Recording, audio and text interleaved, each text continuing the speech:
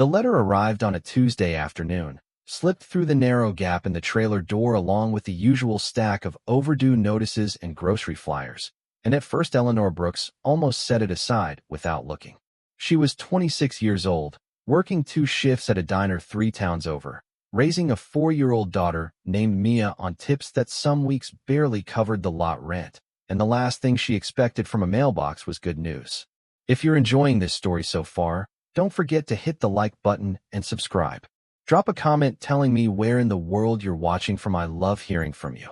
The envelope was heavier than the others, though, made of a thick cream paper that felt expensive between her fingers, and her name had been written across the front in the kind of careful, looping handwriting that nobody used anymore. She set down the bag of groceries she had carried in from the bus stop, lowered herself onto the cracked vinyl of the kitchenette chair, and slid her thumb beneath the flap. The paper inside bore the seal of a law office in a town called Hollow Creek, 300 miles north, somewhere on the edge of Appalachian country she had never visited. The lawyer's name was Mr. Whitfield, and he was writing to inform her that her great-aunt Cordelia Brooks, a woman Eleanor had met exactly once when she was 7 years old, had passed away the previous month and left her the entirety of her estate. There was no money mentioned in the letter, no figure beside a dollar sign. Only the address of a house and an old furniture warehouse and an instruction to come at her earliest convenience. Eleanor read the letter 3 times before she folded it and placed it carefully on the table. Across the small room, Mia was sitting on the floor with her crayons spread around her like fallen leaves, humming a song to herself, her dark hair tied back with a piece of ribbon that Eleanor had clipped from an old dress.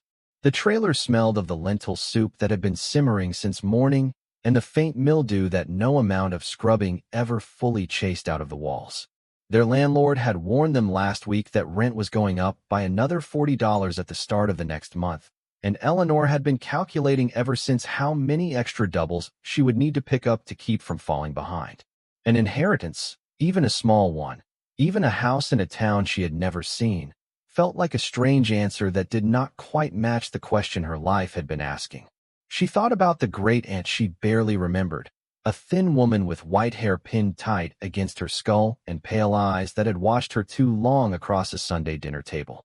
She remembered being told the woman dealt in antiques, that she had been alone for most of her life, that something had happened to her years ago that no one in the family liked to discuss.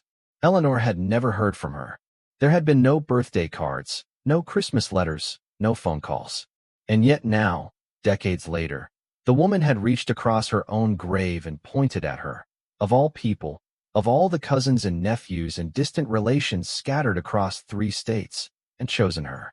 That night, after Mia was asleep, Eleanor sat at the kitchenette table under the buzzing yellow light and called her older sister, Marlene, in Tulsa. Marlene had married a man who sold insurance and lived in a house with a real lawn and central air, and she had a way of speaking to Eleanor that always made her feel like she was being mildly scolded. When Eleanor read the letter aloud, there was a long silence on the other end of the line, followed by a small, sharp laugh. Marlene told her that everyone in the family had heard about Cordelia's death weeks ago, that the will had already been talked through at a dinner Eleanor had not been invited to, and that nobody had wanted any part of what the old woman left behind. The house was a wreck, Marlene said. The warehouse was full of broken junk. Cordelia had owed taxes for years, had been a hoarder, had let the place fall apart around her ankles, and the whole inheritance was basically a debt with a roof on it. Marlene said the family figured Eleanor was the only one desperate enough to take it. Eleanor pressed the phone against her ear and watched a moth circle the bulb above the sink, and she did not say anything for a long time. When she finally spoke, she only asked Marlene whether Aunt Cordelia had ever spoken of her. Marlene paused, and then said that yes. Actually, the old woman had asked about Eleanor once a few years back, had wanted to know if she still drew, if she still kept her sketchbooks. Eleanor had not drawn anything since Mia was born. The pencils were in a shoebox at the back of the closet, and the last sketch she had finished was a portrait of her mother that she had never been able to look at again after the funeral. After she hung up the phone, Eleanor sat for a long time with her hands folded on the table, and she felt something she could not quite name. It was not hope, because hope was too expensive a thing to allow herself. But it was a flicker, a small and stubborn thing, and it did not go out. She told her boss at the diner the next morning that she needed 2 weeks. The man, a tired Greek named Theo who had run the place for 30 years and treated his waitresses better than most owners did, looked at her over the rims of his reading glasses and asked whether she was in trouble. Eleanor told him about the inheritance and watched his face soften, and he reached into the register and counted out a small advance against her next paycheck without being asked. He told her to bring Mia back something nice from up north. Eleanor packed everything she and Mia owned that mattered into 2 duffel bags and a cardboard box, said goodbye to the woman next door who had sometimes watched Mia in emergencies, and boarded a Greyhound bus that smelled of diesel and old upholstery on a Friday morning when the sky was the color of wet concrete. Mia spent most of the ride pressed against the window with her stuffed rabbit clutched against her chest, asking questions about whether the new house had a yard and whether there would be other children and whether Eleanor was going to be sad again like she had been after Grandma died. Eleanor answered as honestly as she could, which mostly meant saying that she did not know. She watched the town slide past, all of them looking variations of the one she had just left, and she tried not to think about how little money was in her checking account or how the engine of the bus rattled at higher speeds. They arrived in Hollow Creek a little after sunset on Saturday, and the town was smaller than Eleanor had imagined. Just a single main street with a hardware store, a feed shop, a diner with the lights still burning, and a row of brick storefronts that looked as though they had been built before the First World War. The mountains rose dark and close on every side, and the air carried a damp coolness that had nothing to do with the season. Mr. Whitfield, the lawyer, met them at the bus stop in person, which struck Eleanor as the kind of small kindness she was not used to receiving. He was an older man with a gray beard and gentle eyes, and he carried their bags to his car without asking. And on the drive out to the house, he spoke softly about Cordelia. He had known her for almost 40 years, he said. She had been difficult, yes, and private, and not always easy to love, but she had also been one of the sharpest minds he had ever met. She had built her antique business from nothing in a town where nobody had any money, and she had kept it alive longer than anyone had thought possible. She had asked specifically that the house and the warehouse go to Eleanor. When Eleanor asked why, Mr. Whitfield kept his eyes on the road for a long moment, and then he said that Cordelia had told him once that Eleanor had her grandmother's hands, and that she had a feeling about her.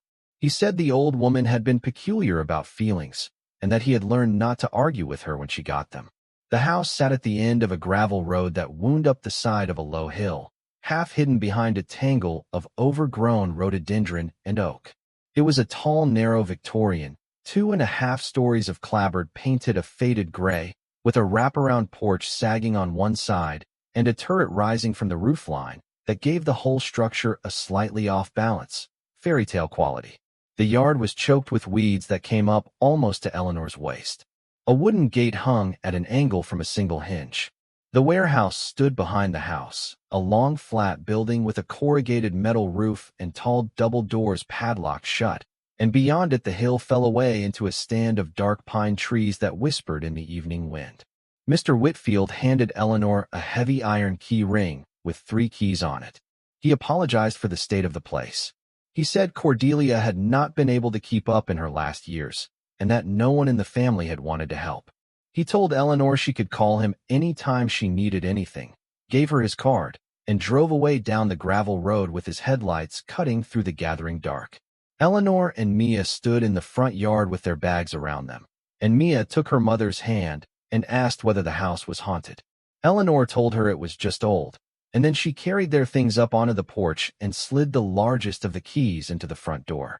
The inside smelled of dust and lavender and something older that Eleanor could not identify. The first room they entered was a parlor crowded with covered furniture, the shapes of chairs and a settee, and a tall grandfather clock rising beneath white sheets that had gone gray with age. A heavy chandelier hung from the ceiling, its crystals dulled, its arms tarnished. The wallpaper had once been a deep burgundy with a pattern of leaves, but had faded in long vertical stripes wherever the sun reached. Down a narrow hallway, Eleanor found a kitchen with a porcelain sink and a cast-iron stove from another century, a small library with books packed 2 deep on every shelf, a dining room with a table long enough for 10, and at the very back a small sitting room where a single armchair faced a window that looked out over the hill. There were paintings on the walls, dozens of them, in heavy gilt frames, mostly landscapes of mountains and rivers Eleanor did not recognize. There were photographs in silver frames lined up along a sideboard. And there were mirrors, more than Eleanor would have expected, hung in every room, some small, some tall, all of them framed in carved wood or beaten brass or curling iron. They reflected each other when she walked past them, and for a moment she felt as though she were moving through a hall of slightly different selves, all of them tired, all of them carrying a child who had fallen quiet with the weight of so many new rooms. Eleanor settled Mia on the settee in the parlor with a blanket pulled from one of the bags and the stuffed rabbit tucked beneath her arm, and she walked through the house once more by herself, learning its shape.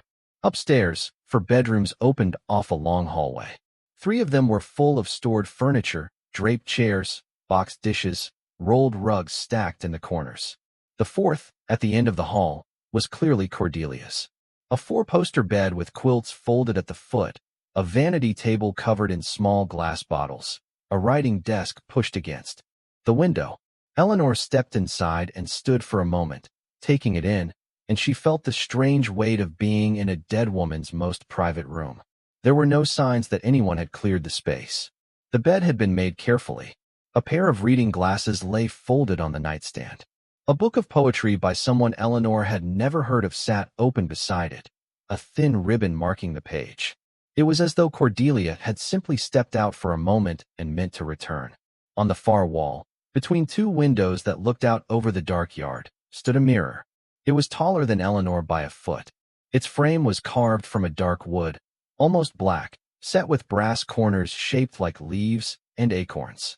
The glass at its center was cracked from the top right corner all the way down to the bottom left, a long jagged fissure that split Eleanor's reflection into 2 not quite matching halves when she stepped in front of it. The crack had not gone all the way through, and the glass still held, but it was clearly the kind of damage that would have ruined any antique mirror's value.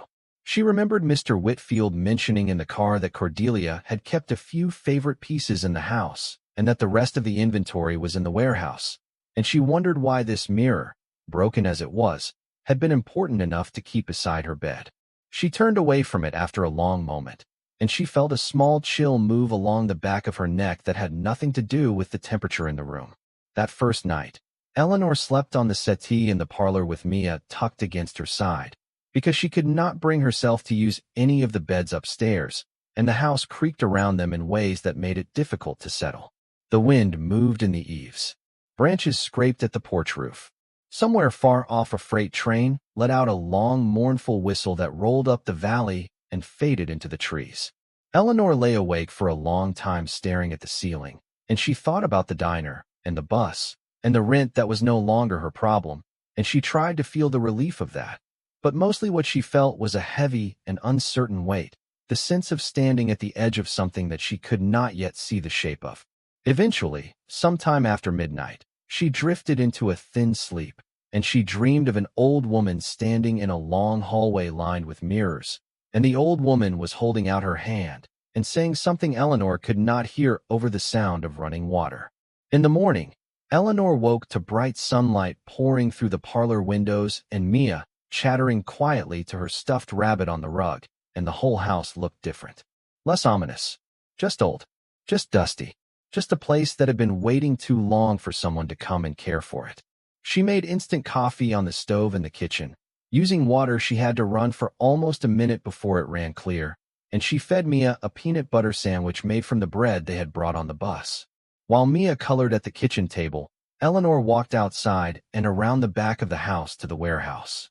The padlock on the doors took a moment to turn, the key fighting the rust, and when she finally got the doors open and stepped inside, she had to stop and let her eyes adjust to the dim light. The warehouse was enormous. It must have been 100 feet long and 40 wide, with a high ceiling crossed by wooden beams, and every inch of floor space, every shelf, every table, every corner, was packed with furniture and crates and items wrapped in old blankets and quilts. There were grandfather clocks lined up like soldiers along one wall, dozens of them. There were chests of drawers stacked 3 high. There were ornate chairs piled into pyramids. There were trunks of china wrapped in newspaper from decades ago.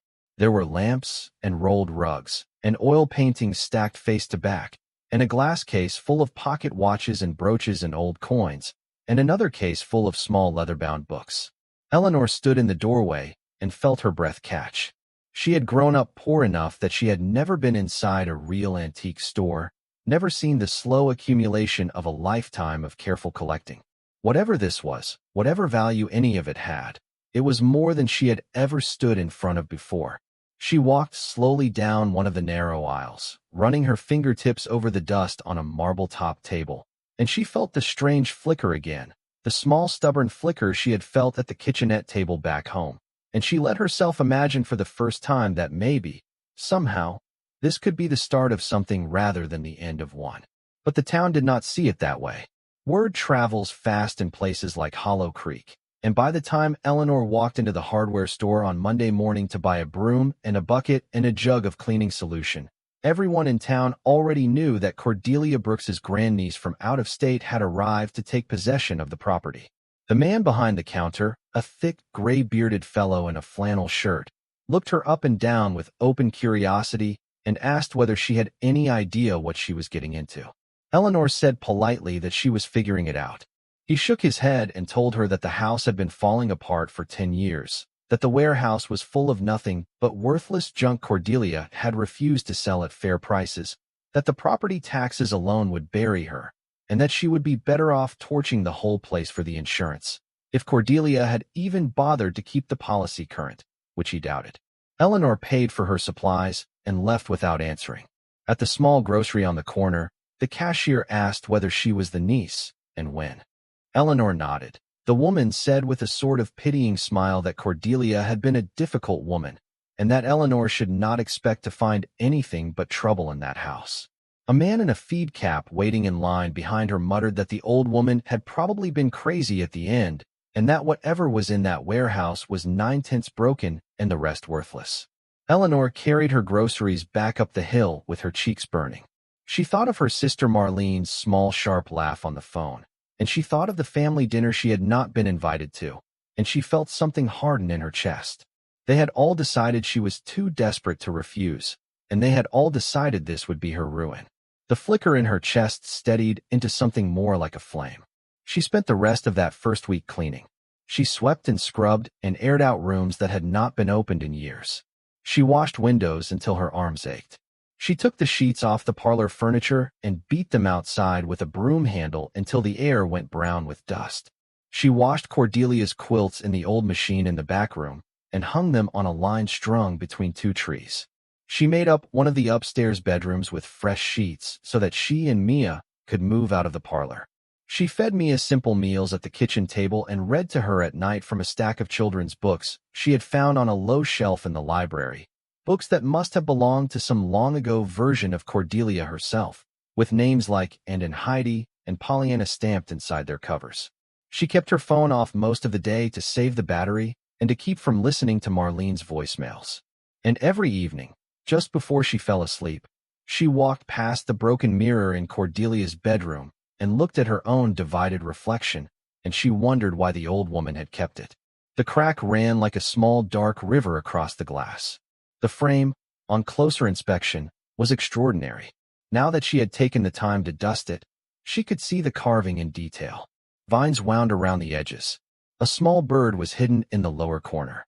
The brass leaves at each corner were not plain, but stamped with a delicate pattern of veins. Whoever had made this mirror had cared about every inch of it. The broken glass felt almost like a wound on a beautiful animal, something painful to look at, and Eleanor found herself standing in front of it longer each night, drawn by some pull she could not name. On the 8th day after she arrived, Eleanor finally felt brave enough to begin sorting through the warehouse. She left Mia in the kitchen with a coloring book and crossed the yard in the early morning cool, propped the doors of the warehouse open to let in light and air, and started at the front, working slowly, piece by piece. She uncovered a small writing desk and found inside its drawers a stack of letters from the 1940s, tied with a faded ribbon. She lifted a quilt off a chest and found beneath it a set of china so fine that she could see the shadow of her hand through the bottom of a cup. She found a violin in a battered black case, the strings broken but the wood still warm and golden beneath a layer of dust. She found, in a wooden crate stuffed with straw, a clock with hand-painted faces of the moon and stars on its dial. And as the morning wore on, the flicker in her chest grew steadier, and the dust rose in the slanting light. And somewhere outside a bird began to sing, and Eleanor Brooks, 26 years old, 2 weeks ago a waitress in a diner 3 towns over, began very quietly and very carefully to believe that the woman who had reached out of her grave and pointed at her might have known something the rest of the family did not.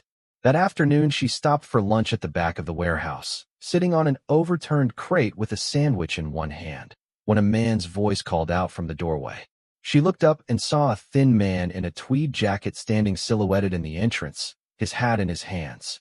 He introduced himself as Mr. Harlan Voss, the owner of an antique dealership 2 counties over, and he said he had been a colleague of Cordelia's for many years and that he had come to pay his respects and, if Eleanor was open to it, to discuss a possible business arrangement.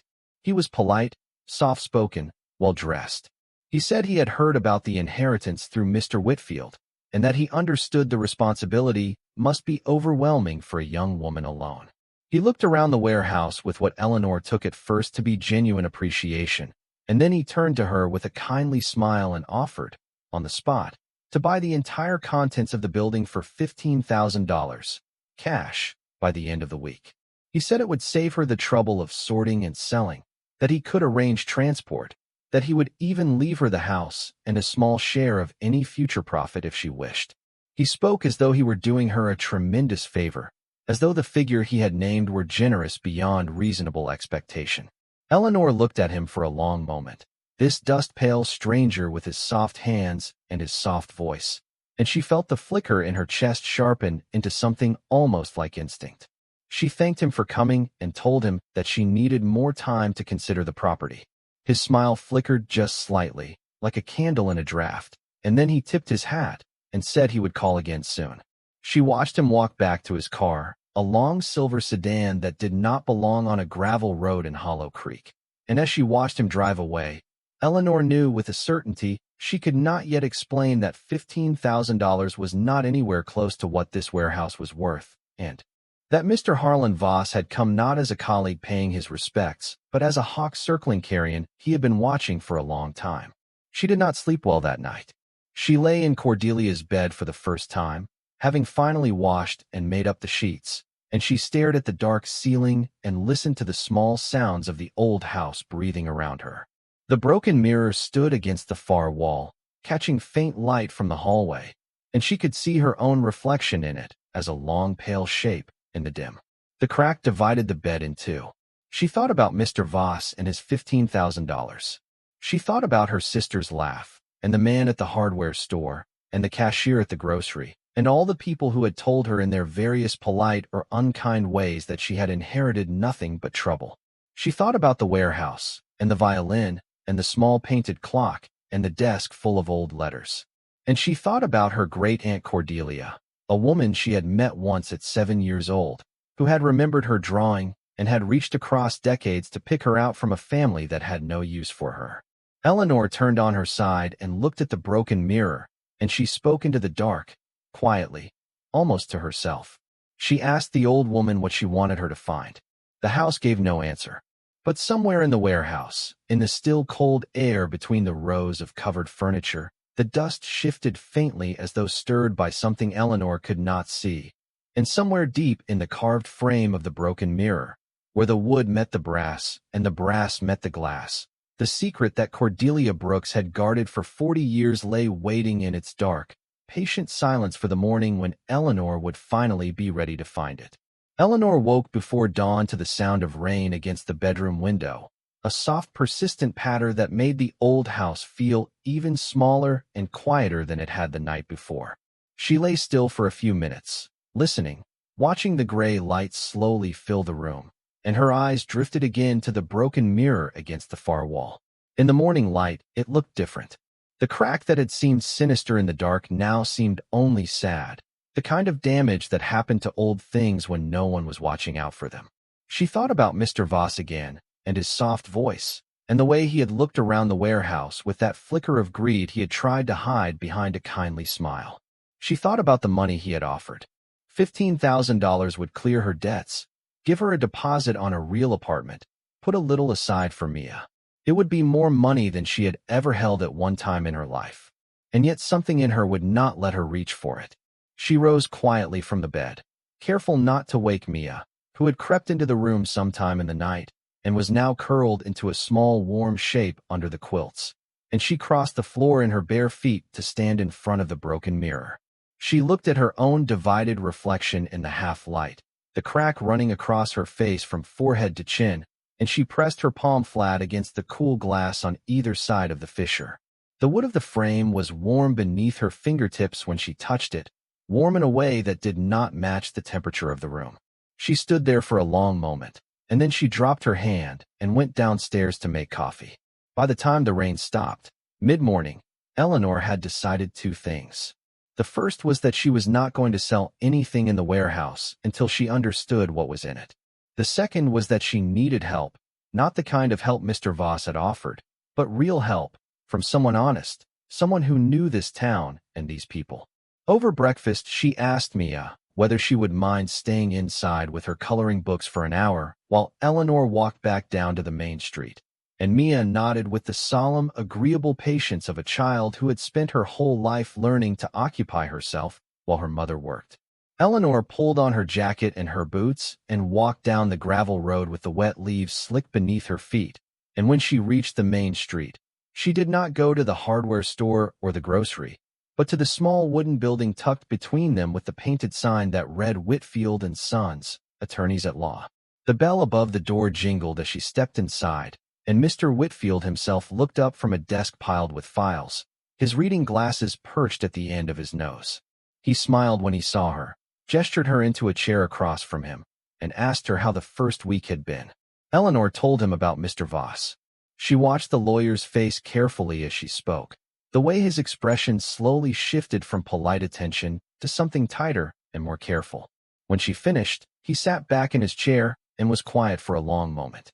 He took off his glasses, polished them with a handkerchief, and set them back on his nose. Then he told her, in the soft, slow way he spoke about most things, that Harlan Voss had been after Cordelia's collection for almost 20 years. He had come to her with offers a dozen times that Mr. Whitfield knew of, each one more generous than the last, each one rejected. Cordelia had said she would rather burn the warehouse to the ground than sell its contents to that man. Mr. Whitfield said he did not know exactly what was in the warehouse, because Cordelia had kept her records private even from him. But he knew Voss well enough to know that he never offered a fair price for anything in his life, and that if he was already circling Eleanor with cash in hand, then there was almost certainly something in that building worth many times what he was offering. He told her she should not sign anything, not a single piece of paper, not until she had taken a proper inventory and had things appraised by someone independent. He gave her the name of a woman in Asheville who had appraised a few smaller pieces for Cordelia in years past, an honest dealer named Mrs. Greta Pendleton, and he wrote down her phone number on the back of his card. He told Eleanor he would call Mrs. Pendleton himself that afternoon and ask her to come up as soon as she could. Eleanor thanked him and stood to leave, but as she reached the door he called her name softly, and she turned back. He told her that Cordelia had not been crazy, no matter what people in town liked to say. She had been a woman with strong opinions and a long memory, and she had spent her last years protecting something she believed in. He did not know what that something was, but he believed in her, and he believed Eleanor should trust the inheritance and trust herself with it. Eleanor walked back up the hill with his words ringing in her ears, and when she reached the house, she found Mia exactly where she had left her, kneeling on the kitchen floor with her crayons and her tongue caught between her teeth in concentration. Eleanor knelt down beside her and kissed the top of her head, and Mia held up the picture she had been working on, a crooked house with a smiling sun above it and two stick figures holding hands in the yard. Eleanor told her it was beautiful, and it was. She spent the rest of that day in the warehouse, alone with a notebook and a pencil and a flashlight, walking the rows and making lists. She did not try to appraise anything herself, because she had no idea how, but she wrote down what she saw. 43 grandfather clocks of various sizes and styles. 12 full sets of china, none of them appearing complete, but all of them clearly fine. A glass case containing 72 pocket watches, many of them with engravings on the back. Another case of brooches and rings and earrings, some of them set with stones that even her untrained eye could tell were not glass. A stack of oil paintings as tall as her shoulder, leaning against a wall. 3 violins, 2 cellos, and a small upright piano that someone had crammed into a corner. Cabinets full of leather-bound books, some of them so old their spines crumbled at her touch. A trunk of folded silks and embroidered cloths. A wooden chest full of military medals and old letters. By the time she came back to the house, her notebook was half full and her hands were filthy and her hair was gray with dust, but she felt for the first time since she had arrived as though she had something solid under her feet. Whatever was in this warehouse, it was not worthless. It was the careful work of a woman who had spent 40 years gathering things she believed mattered, and Eleanor was beginning to understand that she had not been chosen as the heir by accident. That evening, the phone in the front hallway rang for the first time since she had arrived. It was an old black rotary phone that she had assumed was disconnected, but when she picked up the receiver, a woman's voice on the other end introduced herself as Greta Pendleton. She said Mr. Whitfield had called her and explained the situation, and that she would be glad to drive up the next morning if Eleanor was free.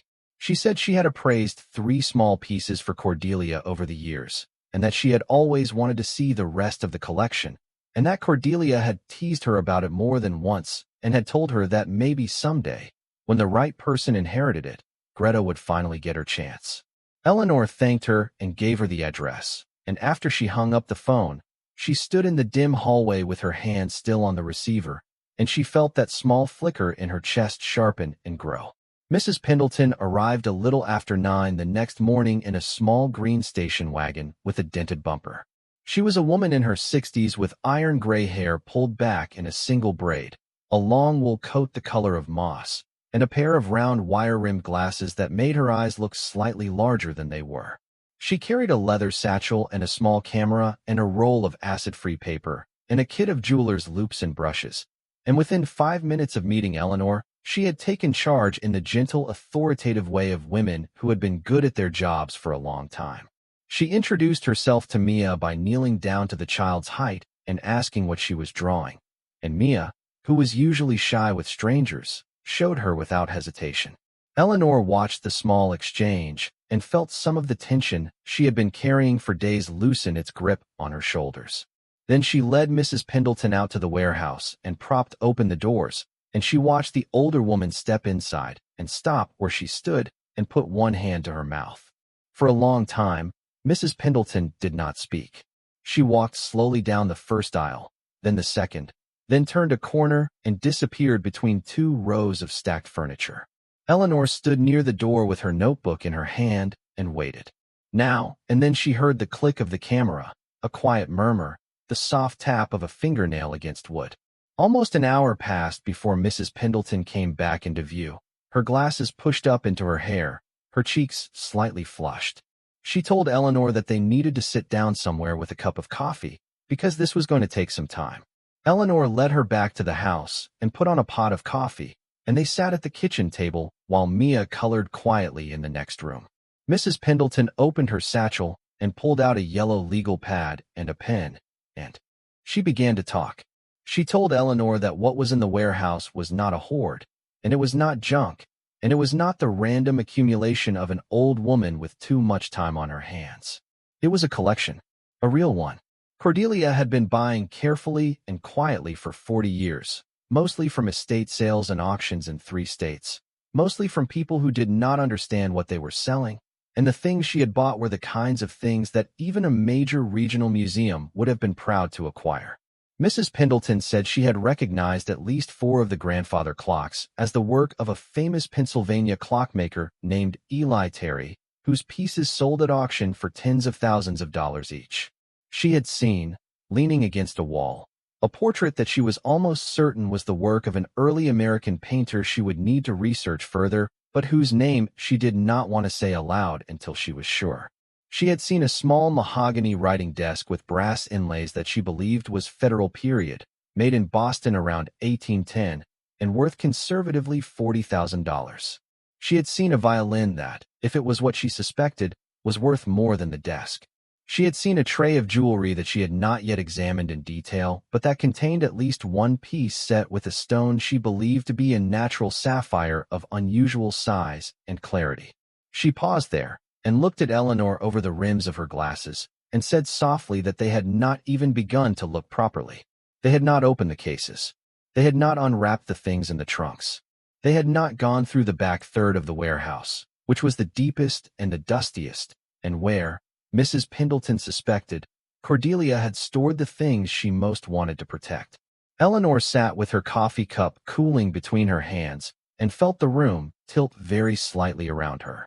She heard herself ask what kind of number Mrs. Pendleton was talking about. The older woman folded her hands on the legal pad and took a slow breath. She said it was too early to give a real figure.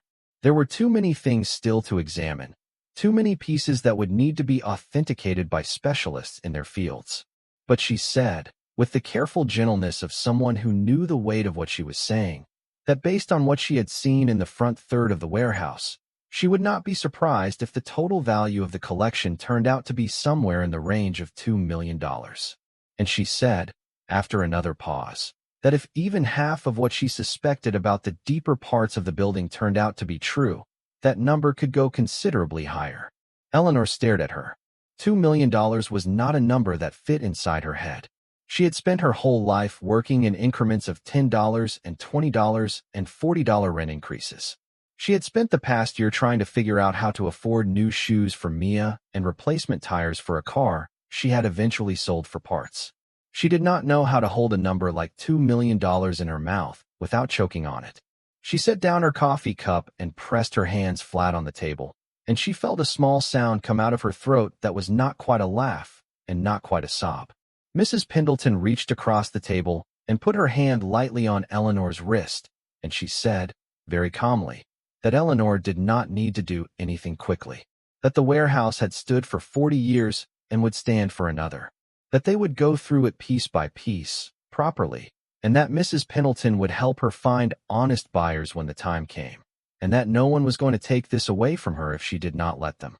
Eleanor nodded, because she did not trust her voice, and Mrs. Pendleton squeezed her wrist once and let go. They worked together for the rest of the day and into the evening.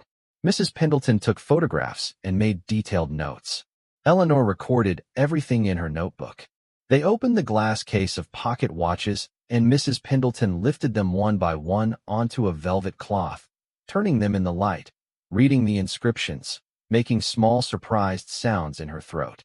They opened a trunk of silks and found at the bottom a folded silk shawl embroidered with gold thread that Mrs. Pendleton said came from China and was probably 200 years old. They lifted a quilt off a low chest and found inside a set of silver candlesticks wrapped in soft cloth, and Mrs. Pendleton turned them over and pointed to a small hallmark on the base that she said meant they had been made in London in 1789. Every hour brought another quiet revelation. The flicker in Eleanor's chest had become a steady warm pressure, like a small fire someone had finally lit in a long cold hearth.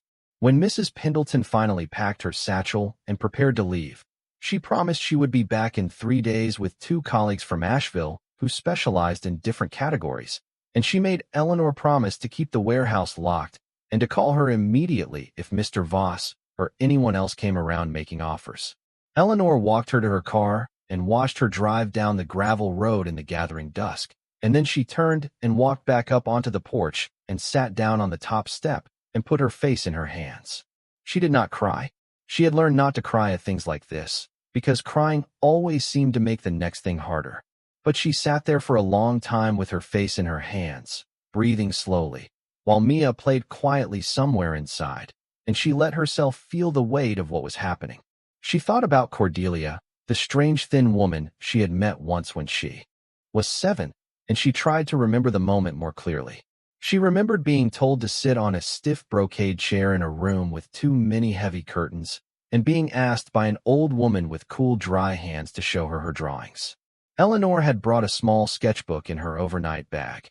and she had shown the woman a picture she had drawn of a bird perched on a windowsill, and the old woman had looked at it for a long time without speaking, and then she had said, very softly, that Eleanor saw things the way her grandmother had seen them. Eleanor had not known what that meant. She still did not, exactly. But she remembered that the old woman had reached out then and touched her hair, very lightly, the way someone touches something fragile, and that Eleanor had not been afraid. If you're hooked on this story, make sure to subscribe and turn on notifications so you never miss an upload. Your support means everything and helps me bring you more emotional stories like this one. That night, Eleanor sat on the floor of Cordelia's bedroom with a small box she had carried up from the warehouse. It was a leather box about the size of a hat box, fastened with a tarnished brass clasp, and Mrs. Pendleton had glanced at it briefly during the day and said it looked like a personal effects box and that Eleanor should probably open it in private. Eleanor sat on the rug with Mia asleep in the bed behind her, and she opened the clasp. Inside, packed in tissue paper, was a small black and white photograph in a silver frame of a young woman holding a baby. Eleanor recognized the woman's eyes. They were Cordelia's. The baby was a girl, bundled in a blanket, asleep. Beneath the photograph was a thin gold chain with a locket that Eleanor opened with her thumbnail, and inside the locket was a tiny lock of dark hair tied with red thread. Beneath the locket was a stack of letters, tied with the same red thread, addressed to Cordelia in a man's handwriting, postmarked from a town in West Virginia in the early 1960s. And beneath the letters was a folded sheet of paper that Eleanor unfolded carefully and read by the light of the bedside lamp, and felt her throat close around the words on the page. It was a birth certificate. The baby's name was Eleanor Cordelia Brooks. The date of birth was 1962. The mother was listed as Cordelia Margaret Brooks. The father was a man named Henry Pierce of Charleston, West Virginia. The space marked for the baby's family disposition had been stamped with the words placed for adoption. Eleanor sat on the rug for a long time and stared at the paper in her hands. Her own name was Eleanor. Her grandmother on her father's side had been named Eleanor. She had been told, all her life, that she had been named after that grandmother, who had died young and whom her father had loved. She had heard the story 100 times. Her father, who had passed away when Eleanor was 19, had never told her anything else. But the woman in the photograph in the silver frame was not the grandmother she had grown up hearing about. The woman in the photograph was Cordelia, and the baby in Cordelia's arms had been named Eleanor, and the date on the birth certificate was the year her father had been born, and the family disposition was placed for adoption. She sat with the paper in her trembling hands, and slowly, piece by piece, the rest of it began to assemble itself in her mind. Cordelia had not been her great-aunt. Cordelia had been her grandmother. The story she had been told all her life had been a story stitched together by a family that had wanted to hide what had happened, that had let an unmarried young woman in 1962 give up her child, and then pretended for 60 years that the child had been born to someone else. Eleanor's father had been Cordelia's son. Eleanor was Cordelia's granddaughter. The woman who had reached out from beyond the grave and chosen Eleanor out of all the relatives in the family had done so because Eleanor was the only direct descendant she had, and because the family had spent 6 decades keeping that fact from both of them. Eleanor sat on the floor of her grandmother's bedroom with the birth certificate in her hands, and very quietly, because she did not want to wake Mia, she began to cry. She cried for the old woman who had remembered her drawing and had reached for her one time across a Sunday dinner table and had not been allowed to say what she wanted to say. She cried for the years of silence the family had imposed on both of them. She cried for her father, who had probably never known, or who had known and had not been able to bear telling her. She cried for herself, 26 years old, sitting in a house that had been her grandmother's, holding the proof of who she was. And she cried with a deep and aching tenderness for the woman who had not been a stranger at all, but had been the only person in the family who had truly wanted her. After a long time the crying eased, and she dried her face with the hem of her shirt, and she gathered up the photograph and the locket and the letters and the birth certificate and put them carefully back into the leather box. She put the box on the dresser, where she could see it, and then she got into bed beside Mia and held her sleeping daughter close against her chest, and listened to the small, steady sound of her breathing, and she thought about how the story of who they were had just changed, and how everything that had come before this moment had been the wrong version, and how the right version was finally beginning to be told. She did not sleep until almost dawn, and when she finally did, she dreamed again of the woman in the hallway of mirrors. Only this time the woman's face was clearer, and she was smiling, and she was holding out her hand, and this time Eleanor took it.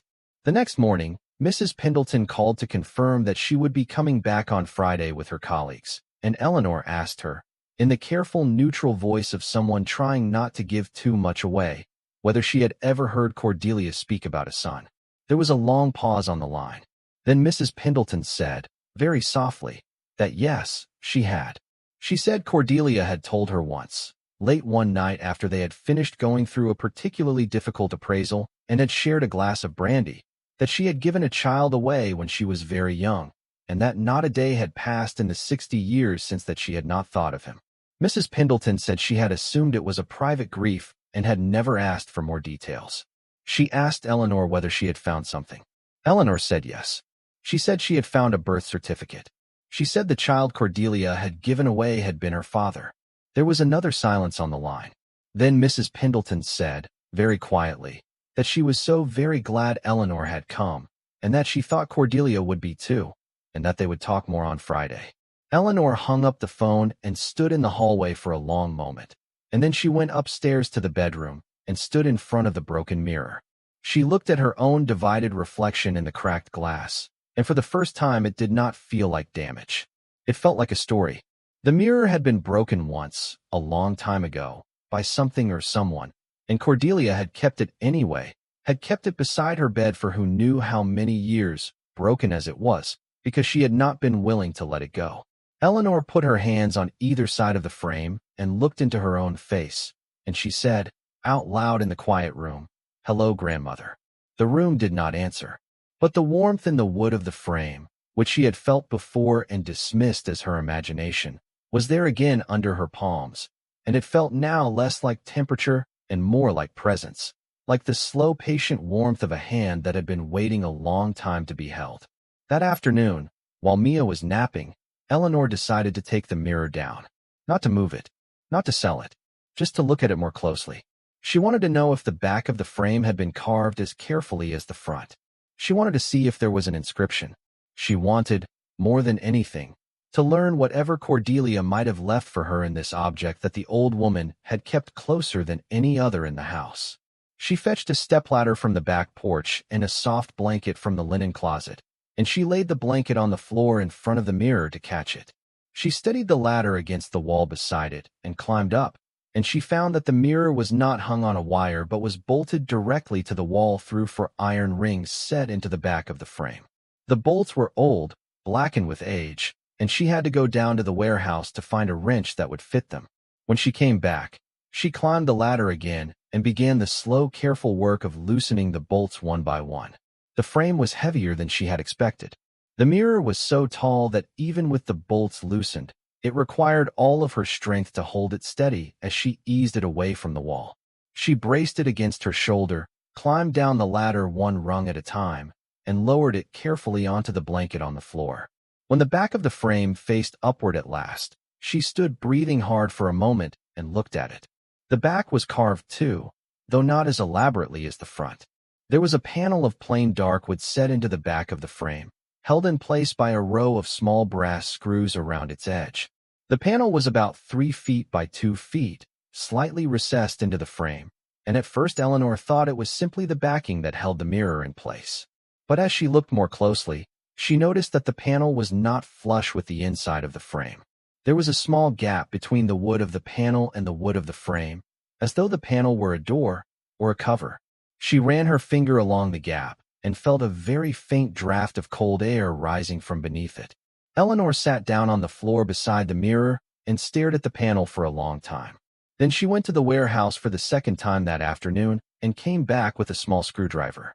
She worked carefully, kneeling on the blanket, loosening each of the small brass screws in turn and placing them in a neat pile beside her. There were 16 screws. They had not been opened in a very long time, and several of them resisted her for so long that she thought they might break, but she did not push. She worked them gently back and forth until they yielded, one by one. By the time she removed the last screw, the afternoon light had shifted from gold to amber, and she could hear Mia stirring in the next room. She lifted the wooden panel free. Beneath it was not the back of the mirror. Beneath it was a cavity.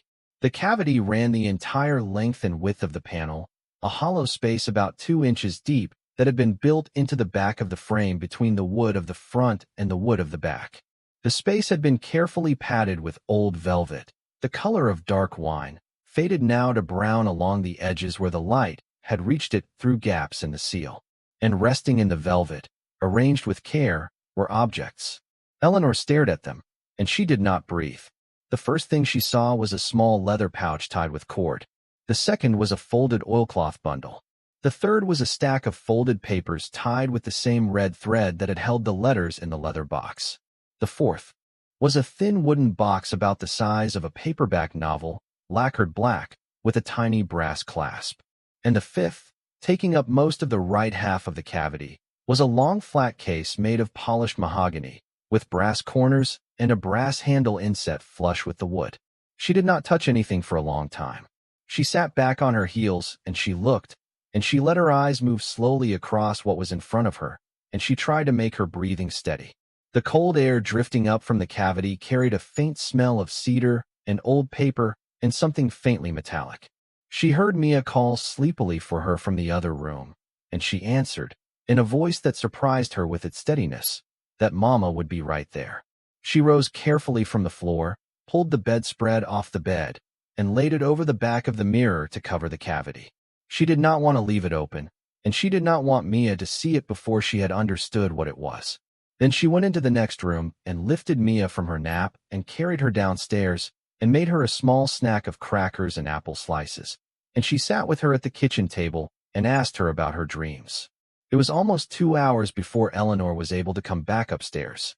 She had to make Mia an early dinner and bathe her and read her 3 stories and sit with her until she fell asleep. All of it while her mind was upstairs in the bedroom with the back of the mirror open. When at last Mia was sleeping in the smaller bedroom across the hall, Eleanor closed the door softly and went back to the broken mirror and knelt down beside it and lifted off the bedspread. The cavity was still there. The objects were still there. She had half expected, in some superstitious corner of her mind, that they might have vanished, that she had imagined them. She had not. She reached first for the leather pouch, because it was smallest and seemed the least frightening. She loosened the cord and tipped the contents gently into her palm. Stones spilled out, 6 of them, each about the size of an almond, each cut and faceted, each catching the lamplight and throwing it back in flashes of color. 3 of them were a deep, clear red. 2 of them were green. One of them was a pale, icy blue that seemed to glow faintly even in the dim room. Eleanor was no jeweler. She had never held a real gemstone in her life. But she had seen pictures, and she knew enough to recognize that what was in her palm could not be glass, that the weight of them was wrong, that the way the light moved inside them was wrong, that these were stones of the kind that ordinary people did not own. She let them roll gently in her palm, and she watched them catch the light, and she thought of Mrs. Pendleton mentioning a sapphire of unusual size and clarity earlier in the week, and she understood that she had not yet found the half of what was in this house. She set the stones back in their pouch, carefully, and tied the cord, and laid the pouch on the blanket beside her. She reached next for the oilcloth bundle. It was heavy in her hands, heavier than it looked. She unwrapped it slowly, layer by layer, and when the last fold came away, she found in her lap a stack of small gold coins, perhaps 30 of them, each of them stamped with the profile of a man she did not recognize, each of them bearing a date she could not quite read in the lamplight, but that looked, to her uncertain eye, to be from somewhere in the 19th century. The coins were heavier than coins should have been, with the dense weight of real gold, and they were not worn smooth as ordinary currency would have been, but kept in the careful condition of things that had been preserved rather than spent. She did not know what they were worth. She knew it was a great deal. She set the coins beside the stones. She reached for the lacquered black box and opened the brass clasp with her thumbnail. Inside, on a bed of black silk, lay a necklace. A single strand of pearls, each one larger than a pea, each one perfectly matched in color and luster, fastened with a clasp of gold set with a small green stone that flashed in the lamplight. The pearls were warm in her fingers, as warm as the wood of the mirror frame had been. They had a depth of color to them that ordinary pearls did not have. Eleanor lifted them once, very gently, against the lamplight, and watched the light move over them like water, and then she laid them carefully back in the box and closed the lid. She reached next for the stack of papers tied with red thread. She loosened the knot. There were 3 documents inside. The first was a bill of sale, dated 1947, for a parcel of land in West Virginia, 140 acres at the edge of a town she had never heard of. The second was a deed of mineral rights to the same parcel, dated the same year, signed in a careful spidery hand by a man named Henry Pierce. The third was a letter from a coal company, dated 1989, offering to lease the mineral rights to that parcel for what was, even in 1989 dollars, a very large amount of money. The letter had been answered, in the same hand that had written across the envelope of Eleanor's inheritance letter, with a single word. No. Beneath the letter was a small folded note in Cordelia's hand. It read, in the careful looping letters Eleanor was beginning to recognize, the land belongs to her now, and she may do with it what she chooses, but it has been kept whole for 60 years, and I hope she will keep it whole a little longer. Eleanor read the note 3 times. Then she set the papers down carefully and reached for the last object in the cavity, the polished mahogany case with the brass corners. It was the heaviest of the objects, and the largest, and she had to lift it with both hands. She set it on her lap and ran her fingers over the smooth wood, and she lifted the brass handle, and she paused with her thumbs on the clasps, because she had a feeling she did not yet know how to name about what was inside. Then she opened it. The case was lined with dark green velvet that had not faded. Set into the velvet, fitted exactly to its shape, was a violin. The wood was a deep, glowing amber, the grain rippling beneath the varnish like flame. The scroll was carved with a delicacy that made her think of the carving on the mirror frame. The fingerboard was black and worn smooth in places by long use. The bridge was upright and intact. The strings were old but unbroken. And along the bottom edge of the body, just visible through the F-hole if one looked carefully, was a small printed label. Eleanor leaned closer. She tilted the case to catch the lamplight. She squinted at the label, and the lamp shook just slightly in her trembling hand, and she read the name printed on it. Antonio Stradivari, Preeminensis, Facibat anno 1714. She did not know how long she sat there. The world had gone very quiet around her. She was aware of her own breathing, of the faint creak of the house settling, of the distant call of an owl somewhere in the woods beyond the yard. She was aware, in some far corner of her mind, that what she was holding in her lap was either a forgery so good that Cordelia had kept it as a curiosity in a hidden compartment for 40 years, or it was real. And if it was real, the figure Mrs. Pendleton had spoken of that morning, $2 million for the entire warehouse, was not even close. A real Stradivarius violin in good condition could sell at auction for $10 million. Some had sold for more. And this was a single violin, in a hidden compartment, in the back of a broken mirror, in a house that the rest of her family had refused as worthless. Eleanor closed the case very slowly and set it on the floor beside her. She covered her face with her hands. She did not cry. She did not laugh. She sat for a long time on the floor of her grandmother's bedroom, with a fortune at her feet, and she let her breathing slow, and she let her mind catch up with what was in front of her, and she thought about the woman who had hidden these things in the back of a broken mirror, and the woman who had been her grandmother, and who had spent 40 years protecting a collection that nobody in the family had wanted to inherit, and who had reached out at the end of her life and chosen the only granddaughter she had, the one who had been given away as a baby, the one whose father had never been told who his real mother was, the one who had grown up 2 states away and worked double shifts in a diner and had a 4-year-old daughter she loved more than her own life. Cordelia had chosen her.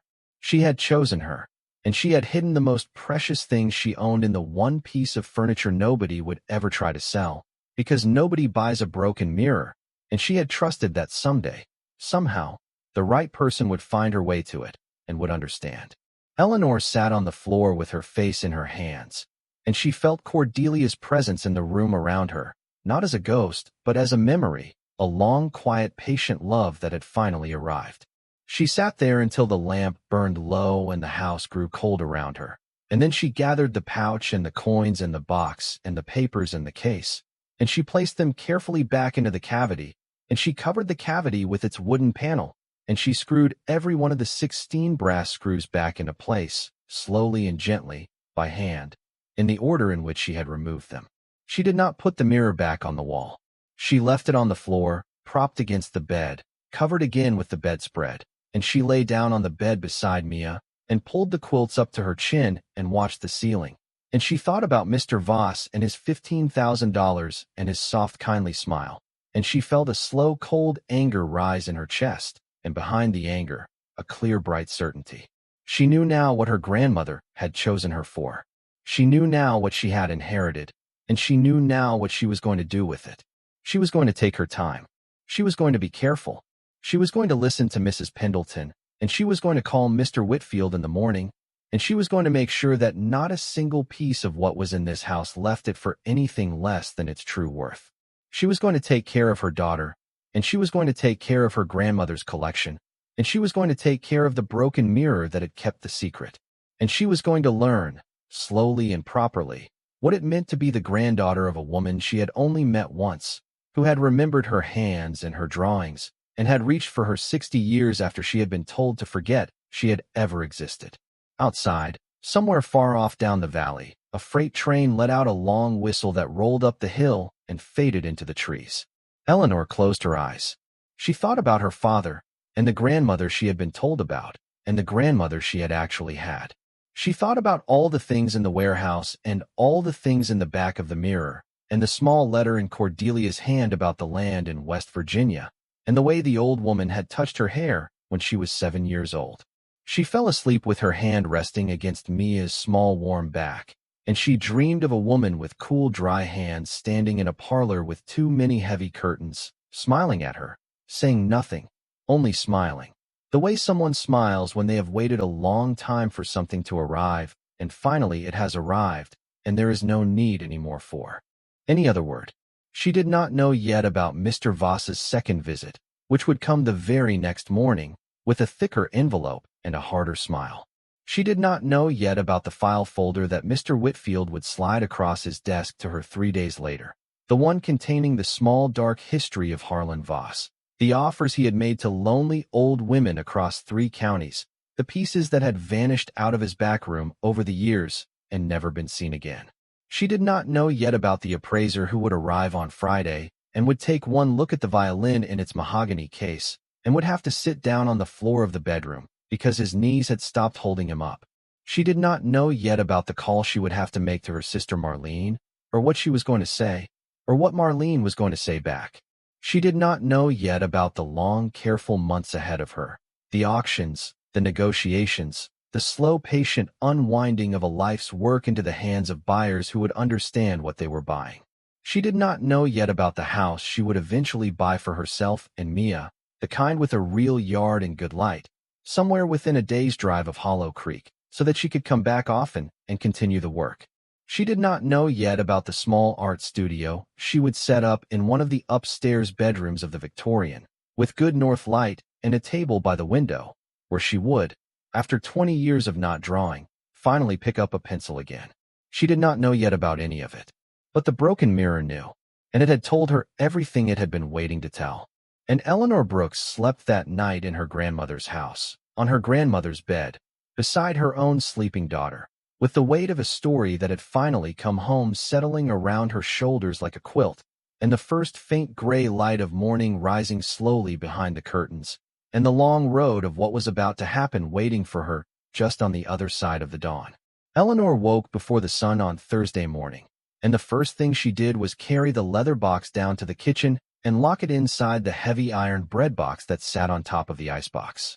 The bread box had a small key in its lock, and she put the key in her pocket and kept it there. Then she went back upstairs and looked at the broken mirror still propped against the side of the bed with the bedspread thrown over it, and she made a decision. She found a length of brown paper and some twine in a drawer in the kitchen, and she wrapped the mirror carefully, the way one might wrap a parcel for a long journey, and she pushed it gently into the corner of the room behind a tall wooden wardrobe so that it could not be seen from the doorway. The hidden cavity at its back had been sealed up again, every screw replaced, and from the outside the mirror was only a wrapped shape in a corner, an old object set aside for later, the kind of thing a stranger walking through the house would not even notice. She stood in the doorway and looked at the corner where the mirror now waited, and she felt a quiet steadiness move through her. Whatever happened in the coming days, whoever came to the house, whoever offered her money or pressed her with kindness or scolded her for her foolishness, no one would know what was inside that frame until she chose to tell them. Cordelia had kept the secret for 40 years behind a crack in the glass. Eleanor could keep it for a little while longer. She made coffee in the kitchen and stood at the window watching the mist rise off the wet grass in the yard, and she thought about what was coming. Mr. Voss would be back. She knew that the way she knew the bus schedule out of her old town, the way she knew when rain was coming by the way the dogs got quiet. He had circled Cordelia for 20 years without getting what he wanted, and now he had a young woman with a child to feed and a stack of bills back home, and he believed he had found the moment he had been waiting for. He would come back with a higher offer and a softer voice, and the patient certainty of a man who had spent his whole life convincing tired people to take less than they deserved. Eleanor poured herself a second cup of coffee and watched the mist thin into morning and rehearsed in her mind what she was going to say. He came at 10.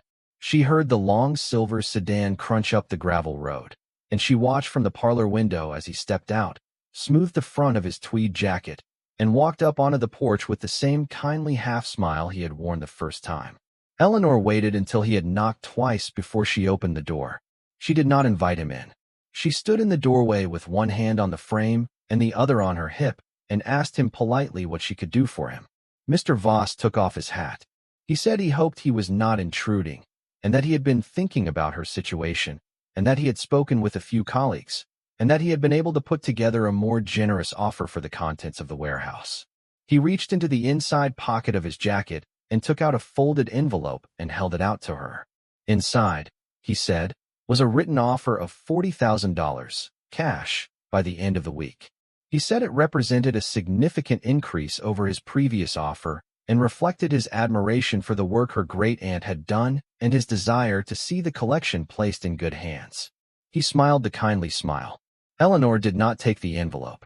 She told him, in a voice that surprised her with how steady it was, that she appreciated his time and his interest, but that she was not in a position to sell anything in the warehouse at this time. She told him she had engaged the services of a professional appraiser from Asheville, and that she was going to allow that appraiser to complete a full inventory before she made any decisions about anything. She told him that if and when she did decide to sell pieces from the collection, she would be doing so individually, through proper channels, with appropriate documentation, and that she would be obtaining multiple offers on each piece before accepting any of them. She thanked him for coming. She did not raise her voice. She did not invite him in. She did not take the envelope. For a long moment, Mr. Voss did not move.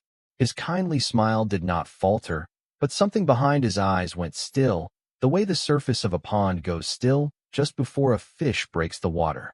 Then he tilted his head very slightly and said, in a voice that had lost a little of its softness, that he understood, and that of course she should take whatever time she needed. He said he wanted her to know, however, that the antique market was unpredictable, and that prices could shift quickly, and that he would not be able to keep his current offer on the table indefinitely. He said the warehouse contained many pieces that required specialized storage and climate control to maintain their value, and that he was concerned that without proper care, some of the more delicate items might deteriorate over the coming weeks. He said he had seen this happen before with estates that had been left in inexperienced hands, and that he would hate for her to lose value through no fault of her own. He let the words hang in the air between them like a small, polite knife. Eleanor looked at him.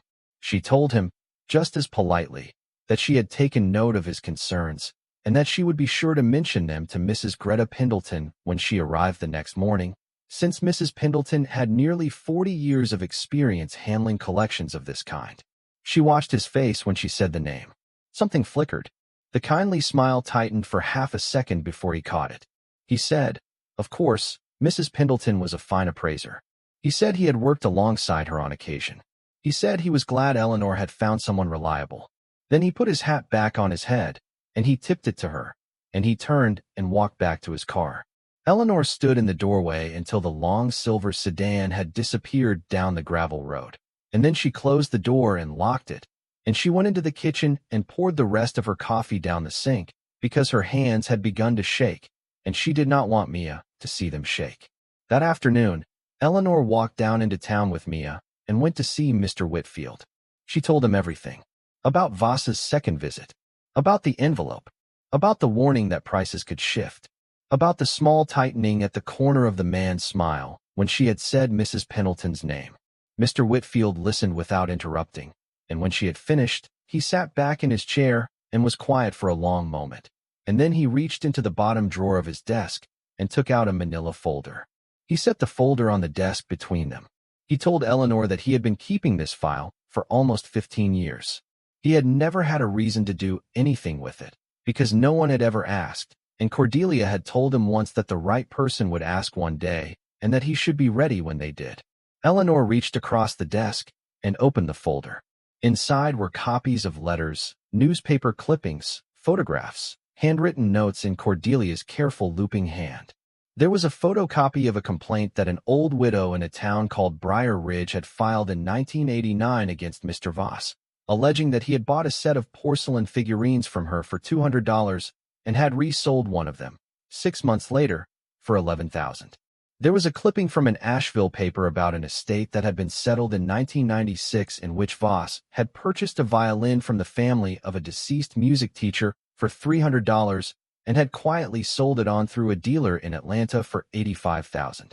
There was a typed letter from a man whose mother had sold her wedding silver to Voss for less than the weight of the metal. There was a faded photograph of Voss standing in front of an antique store with another man. The back of the photograph marked in Cordelia's hand with a name and a date and a single word, careful.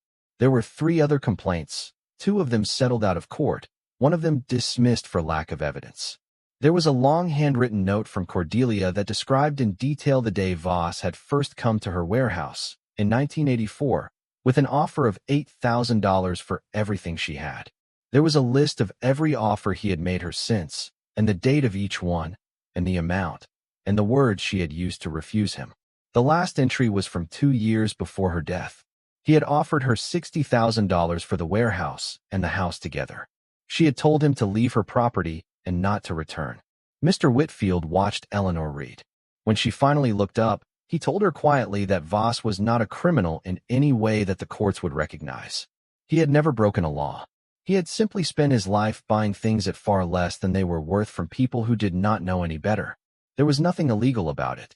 But there was something that he, Mr. Whitfield, had always thought of as a kind of slow theft, a theft that did not leave fingerprints, but left behind quiet ruin, people who never quite understood what had happened to them.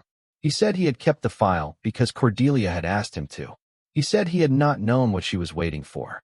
But now, he thought, she had been waiting for Eleanor. He told her she could keep the folder. He had copies. He told her she might need it.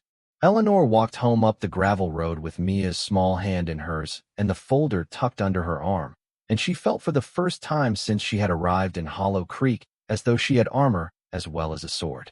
Cordelia had not only left her the warehouse and the secret in the back of the mirror.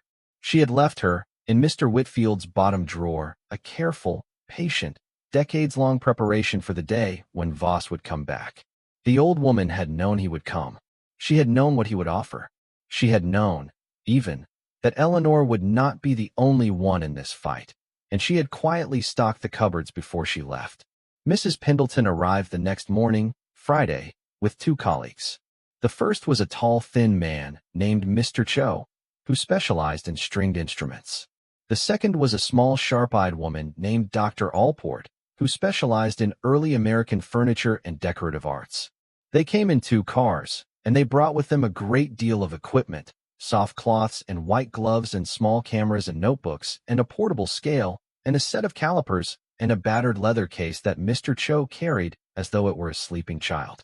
Eleanor met them on the porch and led them inside, and she made coffee, and she watched them all sit at her kitchen table together as though they had done it many times.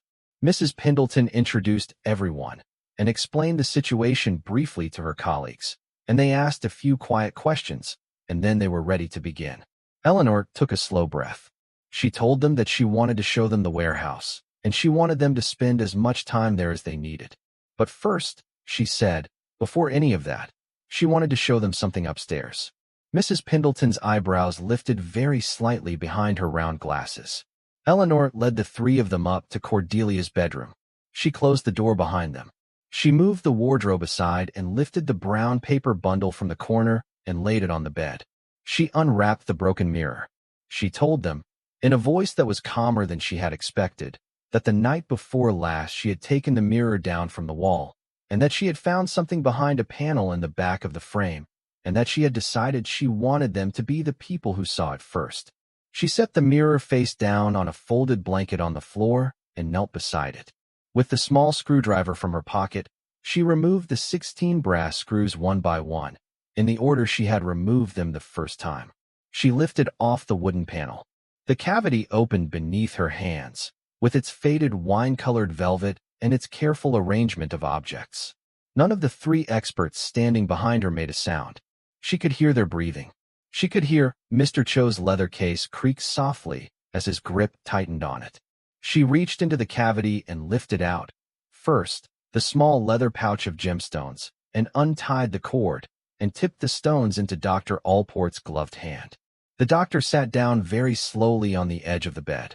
She reached next for the oilcloth bundle of gold coins, and unwrapped it, and set it on the bedspread beside Dr. Allport. She reached next for the lacquered black box with the pearls, and opened it, and held it out, so they could all see. She reached next for the stack of papers tied with red thread, and untied them, and laid the deed and the bill of sale and the letter from the coal company and Cordelia's small note on the bed.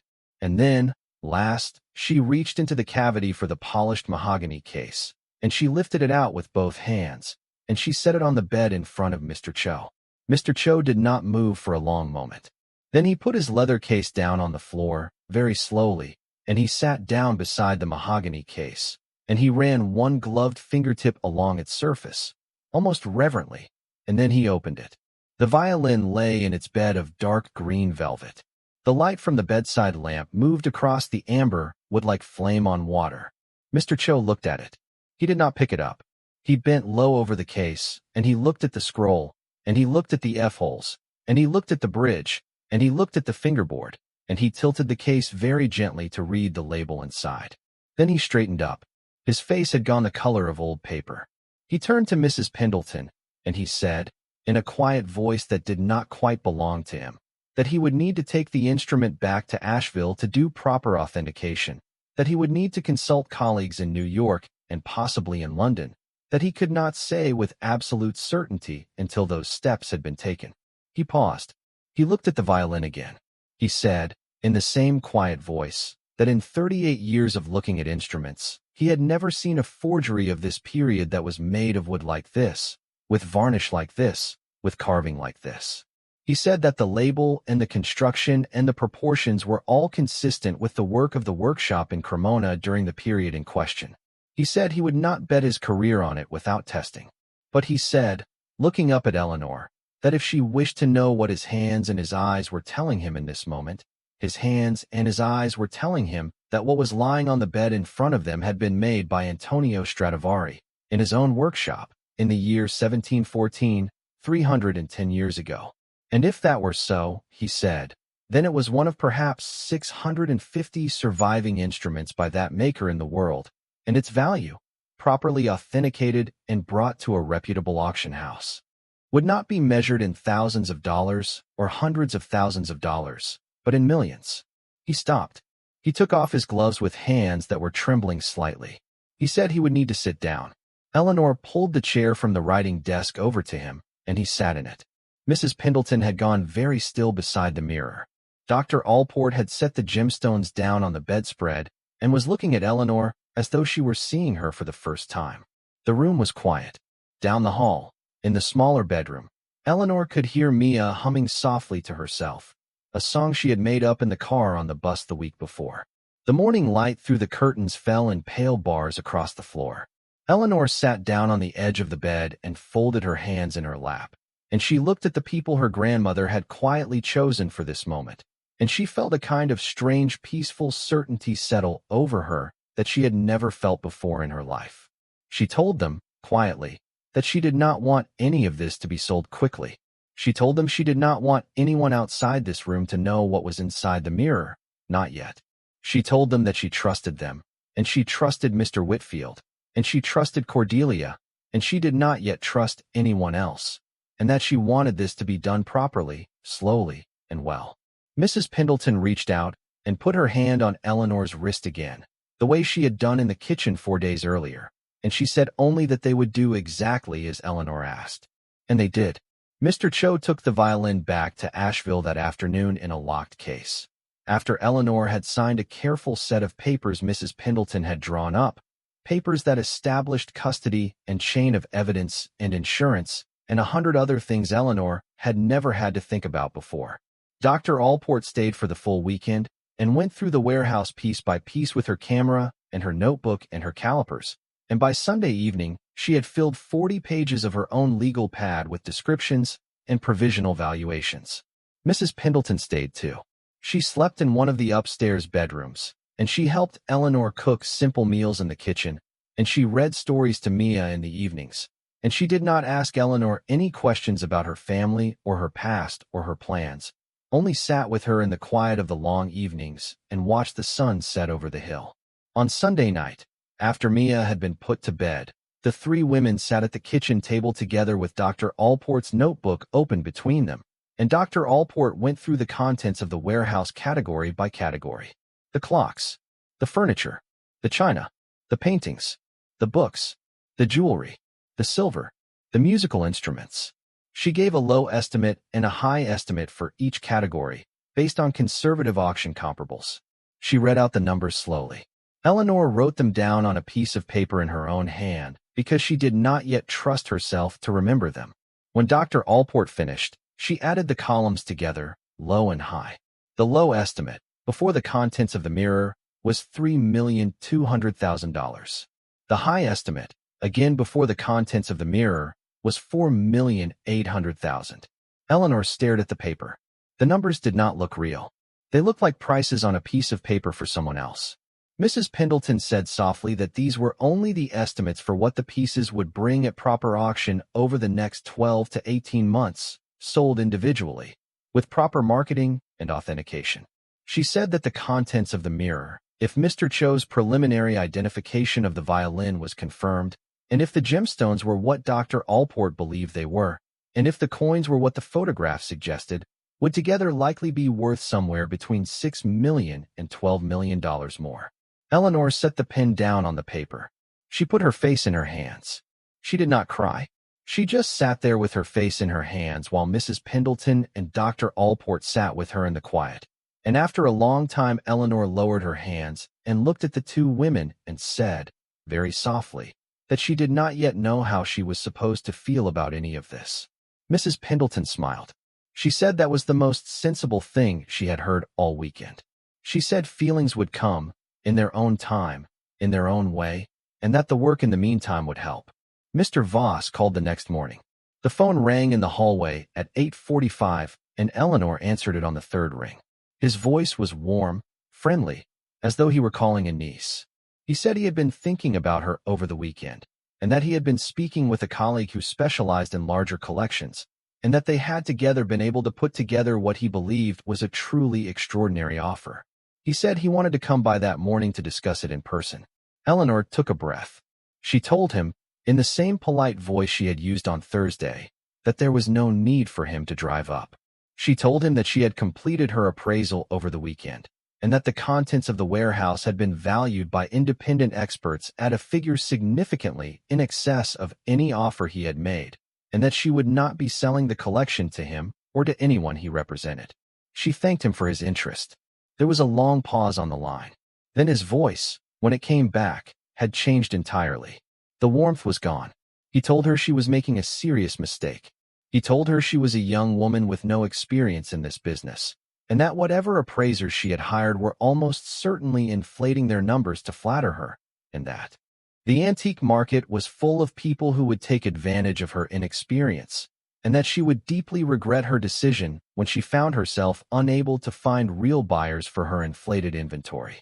He said he was prepared to make one final offer, in good faith, of $100,000 for everything in the warehouse, and that this offer would only stand for 48 hours, and that after that he would consider her decision final, and he would move on.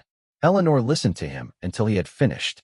Then she said, in a voice so quiet that she barely recognized it as her own, that she knew about the porcelain figurines in Briar Ridge, and the violin from the music teacher in Asheville, and the wedding silver, and the old widows, and the long list of names and dates her grandmother had kept in a folder for the past 15 years against the day this conversation would happen.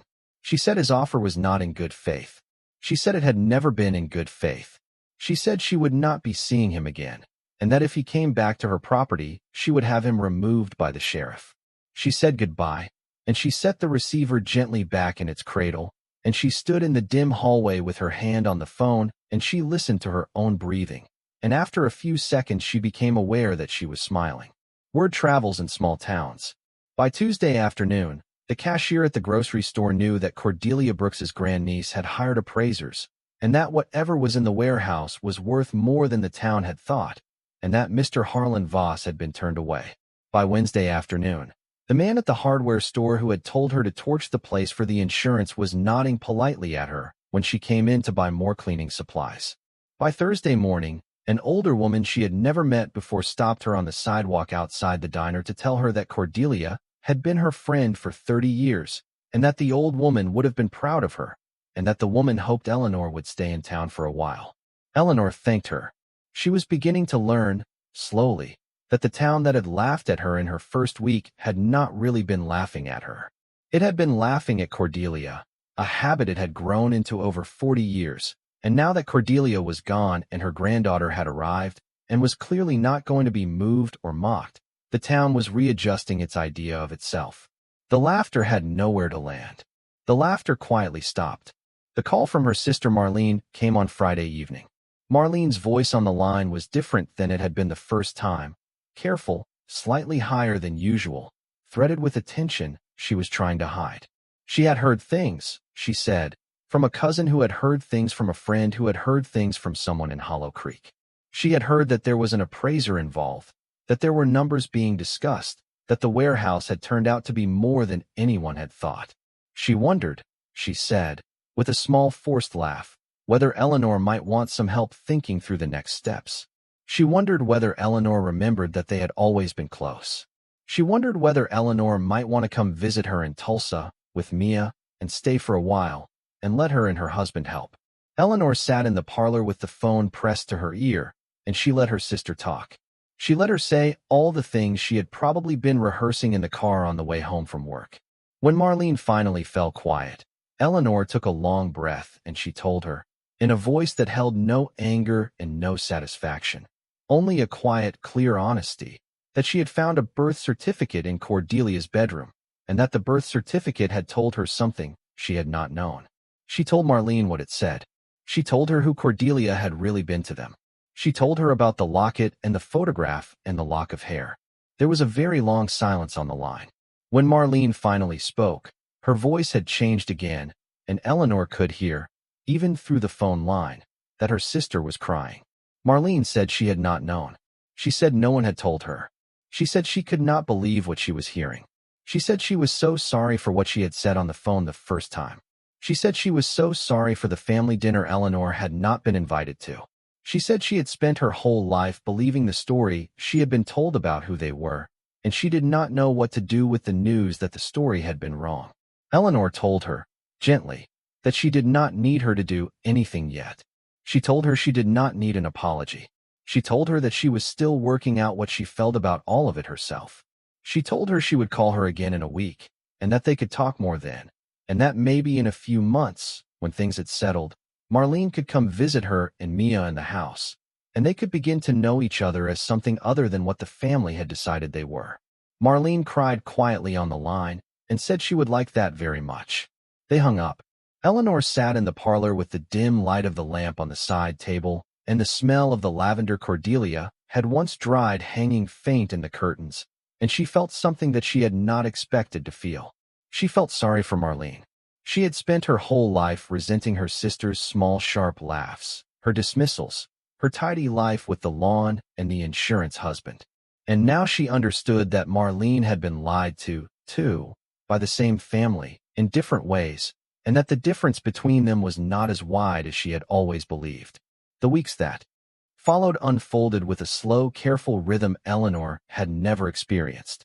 Mrs. Pendleton came up from Asheville every Friday and stayed through Monday. Dr. Allport came twice a month with her notebook. Mr. Cho called from Asheville on a Thursday morning 2.5 weeks after he had taken the violin away, and he told Eleanor in a voice that was no longer quiet, but full of a strange professional joy, that the instrument had been authenticated by 3 independent experts, and that there was no longer any doubt at all. It was a genuine Antonio Stradivari, made in 1714, in remarkable condition for its age.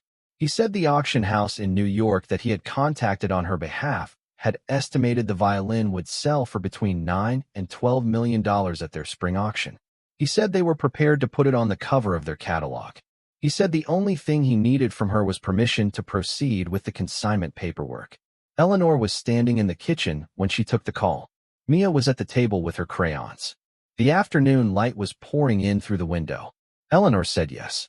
She said yes very quietly, and she sat down on the floor of the kitchen with her back against the cabinet. And she held the phone to her ear for a long time after Mr. Cho had hung up, and Mia climbed into her lap and asked her if she was sad. And Eleanor told her no, she was not sad. She was something else. Mia studied her face and patted her cheek and went back to her crayons. The violin sold at the spring auction for $9,800,000.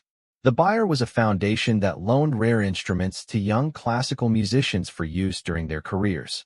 Mr. Cho called Eleanor the night after the sale and told her that the buyer was the best possible buyer she could have hoped for, that the violin would be played, that it would be heard, that it would not sit in a vault. Eleanor cried for the first time since she had found the birth certificate. She cried for a long time, and when she was finished, she felt clean, the way one feels clean after a long fever has broken.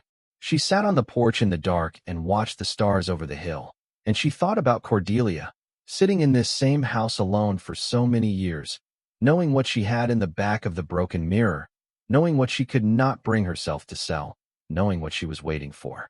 The old woman had been waiting. Eleanor understood now, not for the right buyer, but for the right granddaughter. And she had been right to wait. The granddaughter had come, in the end, and the granddaughter had done it properly. The rest of the warehouse was sold piece by piece, over a year and a half, through Mrs. Pendleton and through reputable houses in Asheville and Charlotte and New York.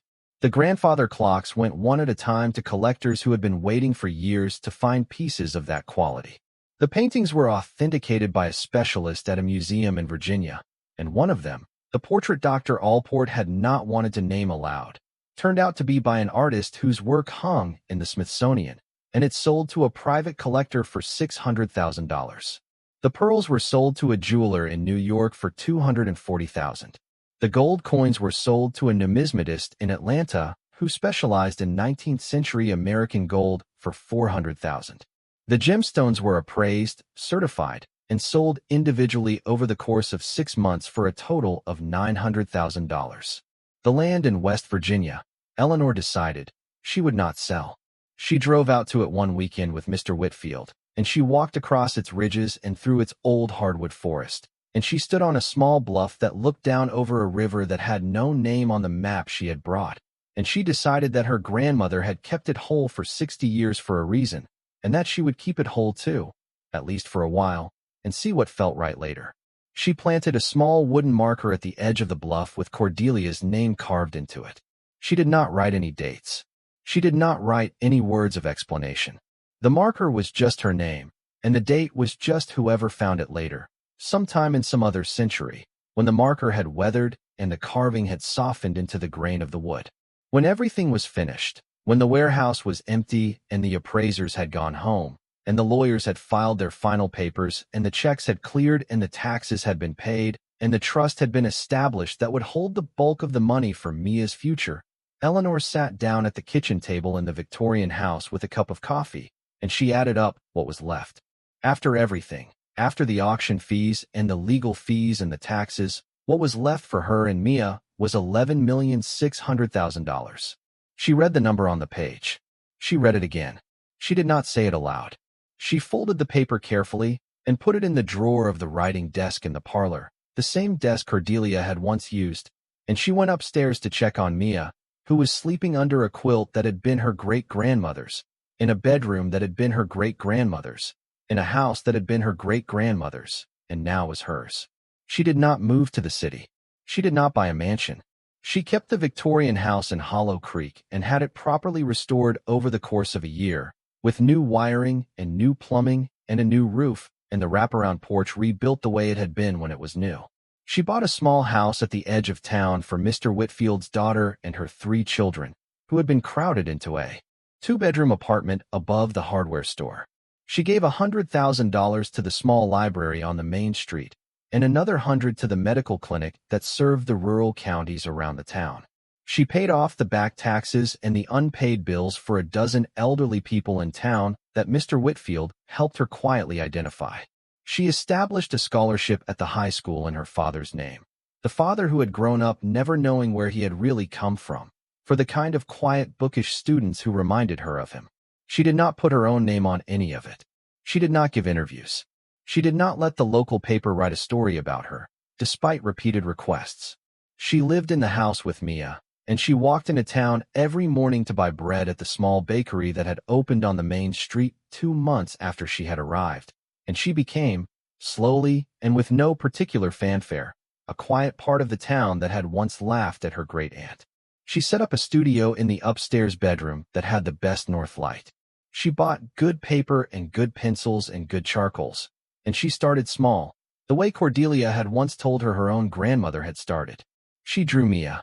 She drew the broken mirror. She drew the old Victorian house from the bottom of the hill in late afternoon light. She drew, from memory, the diner 3 towns over from her old trailer, with its red booths and its scratched countertop, and the back of Theo's gray head bent over the register.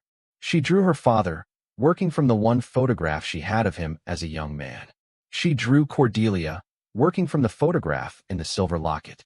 She drew slowly and badly at first, and then a little better each month, and by the end of the 2nd year she had begun to fill sketchbooks the way she had filled them when she was a girl, before the rent and the diner and the worry had crowded out everything else. She did not try to sell her drawings. She did not show them to anyone except Mia and, once, on a long evening visit, to Mrs. Pendleton. Mrs. Pendleton had looked at them for a long time and had handed them back to her and had said, quietly, that Cordelia would have loved them. Eleanor put the sketchbooks on a shelf in the parlor next to her grandmother's old books, and she thought about how the seeing she had once been complimented on as a child had not gone away, only fallen asleep, and how it had taken the right place and the right quiet and the right hand on her hair from a woman she barely remembered to wake it up again. Mia grew. She started school at the small elementary in Hollow Creek, and she made friends, and she rode her bicycle down the main street on Saturday mornings, and she learned to ride a horse at a stable 2 miles away. She slept in the bedroom across from Eleanor's, the one Cordelia had used for storage, and Eleanor had painted it a soft pale blue with a single tall white bookshelf and a window seat full of pillows that looked out over the hill. Mia did not yet know how much money was in the trust her mother had set up for her. She knew only that her mother had inherited a house from a great-grandmother she had never met, and that there had been some old things in the house that turned out to be valuable, and that her mother had used the money to make sure they would be okay. That was all she needed to know for now. Eleanor planned to tell her the rest when she was older. She planned to give her the leather box with the photograph and the locket and the letters, and the small note in Cordelia's hand about the land in West Virginia, and the birth certificate, and the long, careful folder of clippings from Mr. Whitfield's bottom drawer. She planned to tell her, when she was old enough to understand it, about the broken mirror and what had been inside it and what it had meant. The mirror itself she kept. She had it carefully restored by a specialist in Charleston who had been recommended to her by Mrs. Pendleton, and the crack was filled and stabilized with a fine line of gold leaf, the way old Japanese potters once repaired their cherished cracked bowls, so that the damage became part of the beauty of the piece and not a flaw to be hidden. The mirror hung in the parlor now, on the wall opposite the front window, where the morning light caught it, and where anyone walking into the house would see themselves reflected in its tall amber-veined glass as they came through the door. The frame was warm to the touch in a way that no other piece of furniture in the house was warm. Eleanor did not try to explain it. She passed it many times a day, and she greeted it sometimes when she was alone, the way one greets a presence that has become a part of one's life. The cavity in the back of the mirror was empty now. Eleanor had cleaned the velvet lining gently with a soft brush, and she had closed it up again with its 16 brass screws, and she had pressed the back of her hand against the smooth wood of the panel and said, quietly, "Thank you." The mirror had kept the secret. The secret had been delivered. The mirror's work was done. But the mirror itself was still here, still upright, still reflecting the room, and Eleanor did not believe in throwing away the things that had carried her this far. On a clear afternoon in the second autumn after she had arrived in Hollow Creek, Eleanor was walking down the main street with Mia, and they passed in front of the antique store where Mr. Voss had once kept his showroom. The store had been closed for nearly a year. After Eleanor had refused his last offer, and after word had spread of the appraisals at the Victorian house, several of the older clients in the surrounding counties had quietly stopped doing business with Mr. Voss, and an investigative reporter at a paper in Charlotte had taken an interest. In the folder of complaints Mr. Whitfield had been willing to share with her, and Mr. Voss had been the subject of a long article that had not accused him of any crime, but had described his business practices in a detail that had ended his career. He had sold what was left of his inventory at a loss and had moved away. The storefront was for lease. Eleanor and Mia stood looking at the empty windows for a moment. Mia asked who used to work there. Eleanor said it had been the shop of a man who had once tried to take advantage of her. Mia asked what they had done. Eleanor said she had said no. Mia thought about it for a moment. Then she nodded, took her mother's hand, and they walked on. That evening, Eleanor sat with Mia on the porch of the Victorian house and watched the sun go down behind the hill. The light moved slowly across the porch boards and over Mia's bare feet, and the air was full of the smell of wood smoke from somebody's chimney down the road. Mia leaned against her mother's side, and Eleanor put her arm around her, and they sat together in the quiet. After a long while, Mia asked her if she was happy. Eleanor was quiet for a moment. She thought about the trailer and the bus and the cracked vinyl of the kitchenette chair and the letter in her hand on a Tuesday afternoon that had been the beginning of everything. She thought about her grandmother sitting in this same house, alone, for so many years, waiting for somebody to find her. She thought about her father, who had never known. She thought about Marlene, who had come to visit twice now, both times with her arms full of small gifts and her eyes full of something that was not quite ease, but was no longer scorn either. She thought about the broken mirror, restored, hanging on the parlor wall, reflecting the warm light of evening. She thought about the sketchbooks on the shelf, and the studio upstairs, and the trust that would carry Mia through whatever came, and the land in West Virginia kept whole on its bluff above the unnamed river. She thought about the $11,600,000 that had become, in the end, almost the least interesting thing on the list. She told her daughter that yes, she was happy. She said happy was not quite the right word for it, because what she felt was not light or excited, but something deeper and quieter than that, and that maybe when Mia was older she would have a better word for it. She said it felt like being where she was supposed to be. She said it felt like the story had finally arrived at the right page.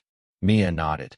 The way she nodded at things she did not entirely understand but trusted her mother about, and she leaned more heavily against Eleanor's side, and Eleanor kissed the top of her head, and the two of them watched the last of the light go down behind the hill in Hollow Creek, in a house that had once belonged to a woman the family had pretended did not exist, and that now, after 60 years of patient waiting, had come home at last to its proper inhabitants.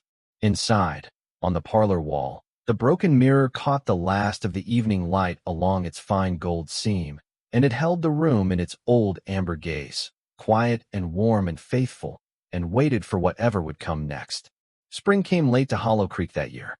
The dogwoods held back their blooms until almost May, and when at last they opened, all of them at once, the hill behind the Victorian house was suddenly white with them, as though somebody had thrown an enormous bedsheet over the trees in the night.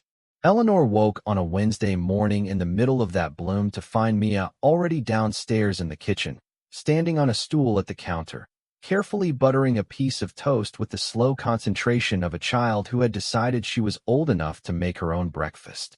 She was 7 now. She had lost 2 of her front teeth that winter and had grown nearly 3 inches since Christmas, and Eleanor could no longer pick her up with one arm. The years had begun to move faster, the way people had always warned her they would. The letter arrived in the second week of May, in an envelope from New York, addressed in a young woman's careful hand. Eleanor brought it in from the mailbox along with the rest of the morning's correspondence and opened it at the kitchen table while Mia ate cereal across from her. It was from a violinist named Anya Petrov, 22 years old, a graduate of a conservatory Eleanor had heard of only because Mr. Cho had mentioned it once. She wrote that she had been the recipient, for the past 18 months, of the loan of the Stradivarius violin that the foundation had purchased through the auction house 2 years before. She wrote that she had thought many times about writing to Eleanor before now and had not had the courage. She wrote that the instrument had changed her playing in ways she could not entirely explain, and that she would like, if Eleanor would permit it, to come to Hollow Creek sometime that summer and to play for her. Just once. Just so that Eleanor could hear what the violin sounded like in the hands of a person who loved it. She wrote that she understood if the request was strange, and that she would not be hurt if Eleanor declined. Eleanor set the letter down on the table beside her coffee cup. She watched Mia carefully spoon cereal into her mouth, watched the morning light through the kitchen window catch the loose curl of hair beside her daughter's ear, and she thought for a long time before she spoke. She told Mia that someone might be coming to visit them later in the summer. A musician, a young woman who played a very old violin that had once been hidden in their house. Mia looked up from her cereal with sudden interest. She wanted to know if the musician was good. Eleanor said she did not know yet, but that she suspected so. Mia thought about it for a moment, then nodded with the air of a small judge granting permission, and went back to her cereal. Eleanor wrote back to Anya Petrov that same afternoon. She kept her letter short. She said the request was not strange. She said the visit was welcome. She gave the address of the Victorian house and the directions from the highway, and she said any weekend in July or August would be fine, and that she would have a guest room ready. She mailed the letter at the post office on the main street, and walked home up the gravel road in the warm sun with the dogwoods blooming on both sides, and she felt something move quietly inside her chest that she did not yet have a name for. Anya Petrov arrived on the 3rd Saturday in July. She drove up the gravel road in a small dented sedan that was clearly not her own, and she stepped out of it carrying nothing but a leather case and an overnight bag. She was smaller than Eleanor had expected. Her hair was the color of wheat and pulled back in a single thick braid down her back, and she wore a plain white shirt and dark jeans and serious dark eyes that took in the porch and the wraparound rail and the wisteria climbing the trellis with a kind of grave attention. She had not played the violin in this house, of course, but she had carried it across the country in the back of cars and on airplanes and into rehearsal halls in 8 cities, and she had been thinking, she said, almost from the first month, about the place it had come from. She wanted to see the place. She wanted to see the woman who had let it leave. They sat together on the porch that afternoon, while Mia made friends with the visitor in the careful sidelong way of small children, offering her drawings, and then pretending not to mind whether the drawings were appreciated. Anya appreciated them. She knelt down beside Mia on the porch boards and asked careful questions about each one, and Mia answered with the gravity of an artist being interviewed about her late work. Eleanor watched them from the porch swing with her hands folded around a cup of cold tea, and she felt something settle into a shape she had been waiting for without knowing it. Anya played for them after dinner, in the parlor, with the long July evening light pouring in through the windows. She took the violin out of its case slowly, with the same reverence Eleanor had seen in Mr. Cho's hands 2 summers earlier. She tuned the strings with quiet, patient turnings of the pegs, listening to each note as though it were a person telling her something. She stood in the middle of the parlor rug with the broken mirror behind her on the wall, the fine gold seam catching the light along its length, and she lifted the violin to her shoulder. She did not announce what she was going to play. She closed her eyes for a long second, and then she drew the bow across the strings, and the first note bloomed out into the room, low and full, and Eleanor understood for the first time, with a clarity that took her by the throat, what her grandmother had been holding on to for 40 years in the dark behind a panel of wood. The instrument sang. It did not produce sound the way a normal violin produced sound. It made a thing that filled the room and the porch and the yard and the hill, a warm, complicated voice that was not Anya's voice and not the violin's voice, but something between them, something they were making together. Anya played a piece by Bach that Eleanor did not know the name of, and then a piece that was sadder and slower and that Eleanor did not know either, and then a piece that Anya said softly was her own, that she had written for the violin during the long winter she had first had it. By the time the last note faded, Mia had crawled up into Eleanor's lap, and Eleanor was crying quietly with her face pressed against the top of her daughter's head, and Anya stood in the middle of the rug with the violin lowered at her side and waited until they were ready to speak again.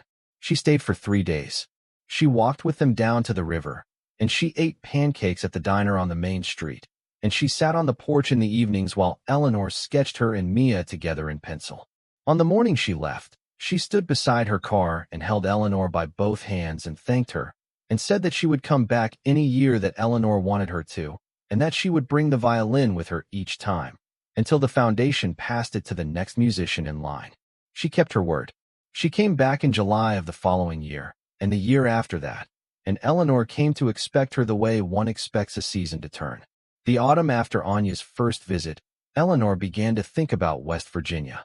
She had been back to the land twice, both times with Mr. Whitfield, and she had walked the bluff above the unnamed river and stood among the old hardwoods and listened to the wind, and she had felt the way her grandmother must have felt about keeping it whole.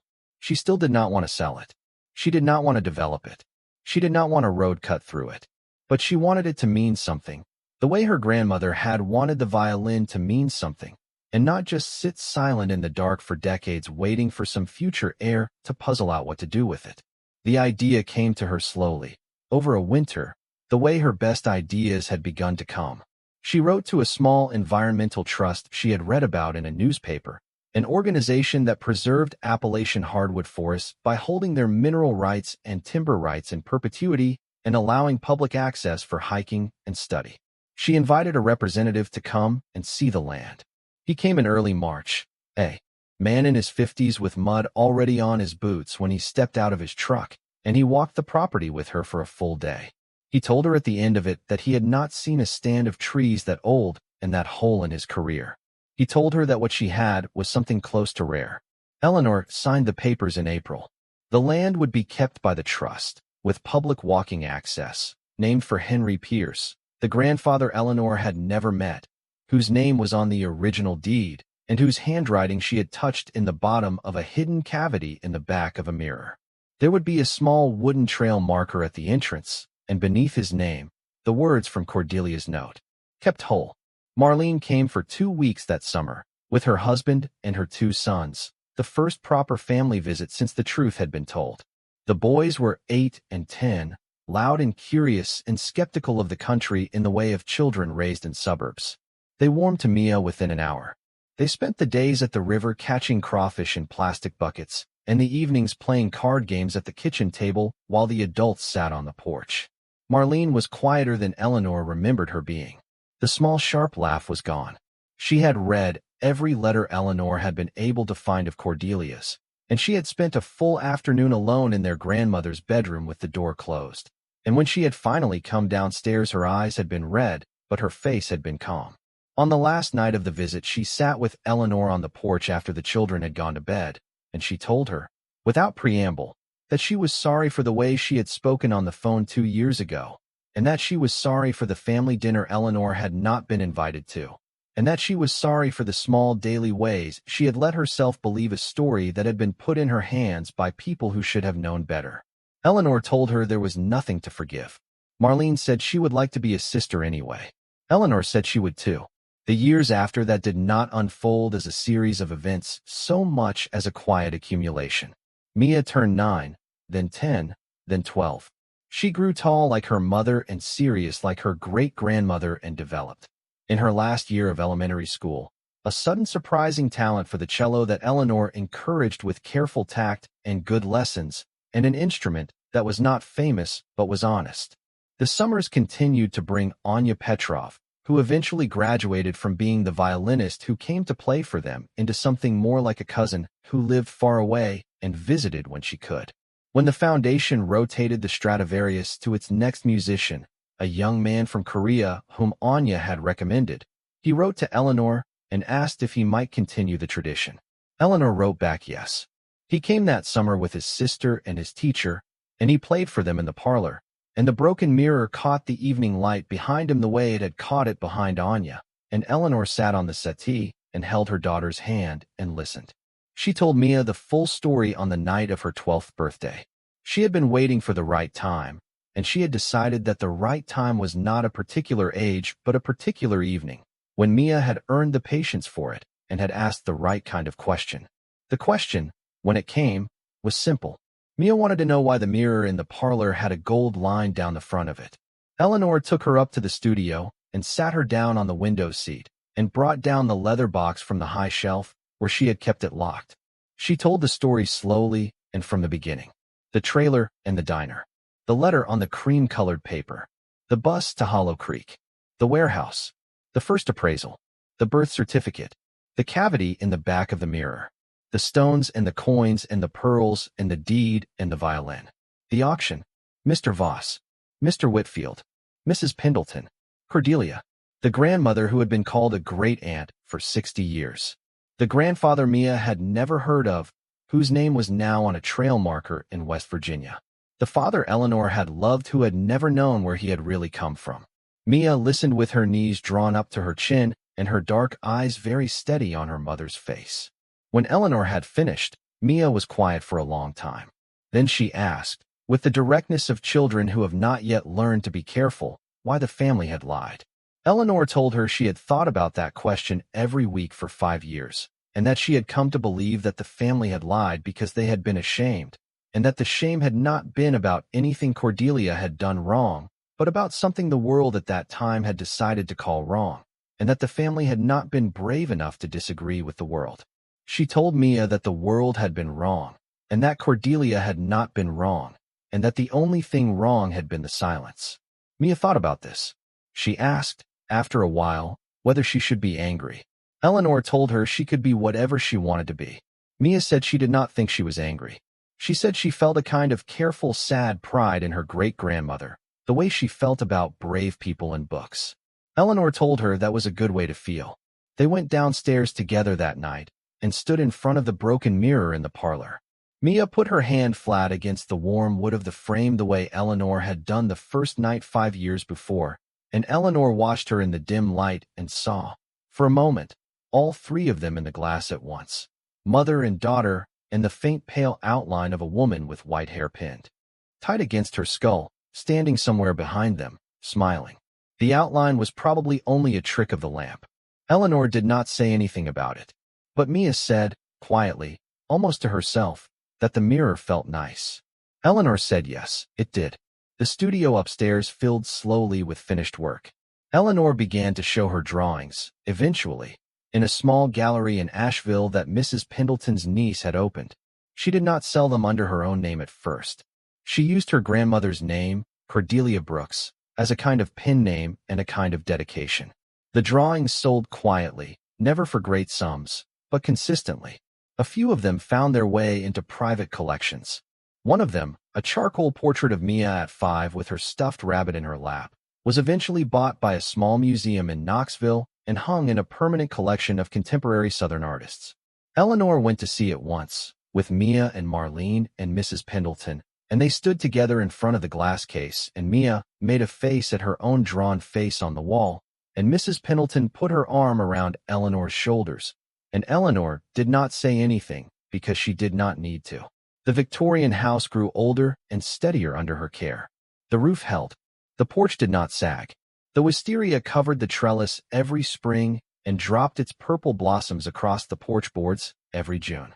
The mirror hung in the parlor, where it had always hung, and where it would hang after Eleanor was gone, and where Mia would care for it after, and where, perhaps, some daughter of Mia's would one day stand in the warm, patient light of a morning none of them could yet imagine, and would put her hand on the carved wood of the frame, and would feel the slow, steady warmth that had not stopped for any of them. The warmth of a small fire lit a long time ago by a woman who had refused to let her line forget her, and had built her quiet, faithful flame to last.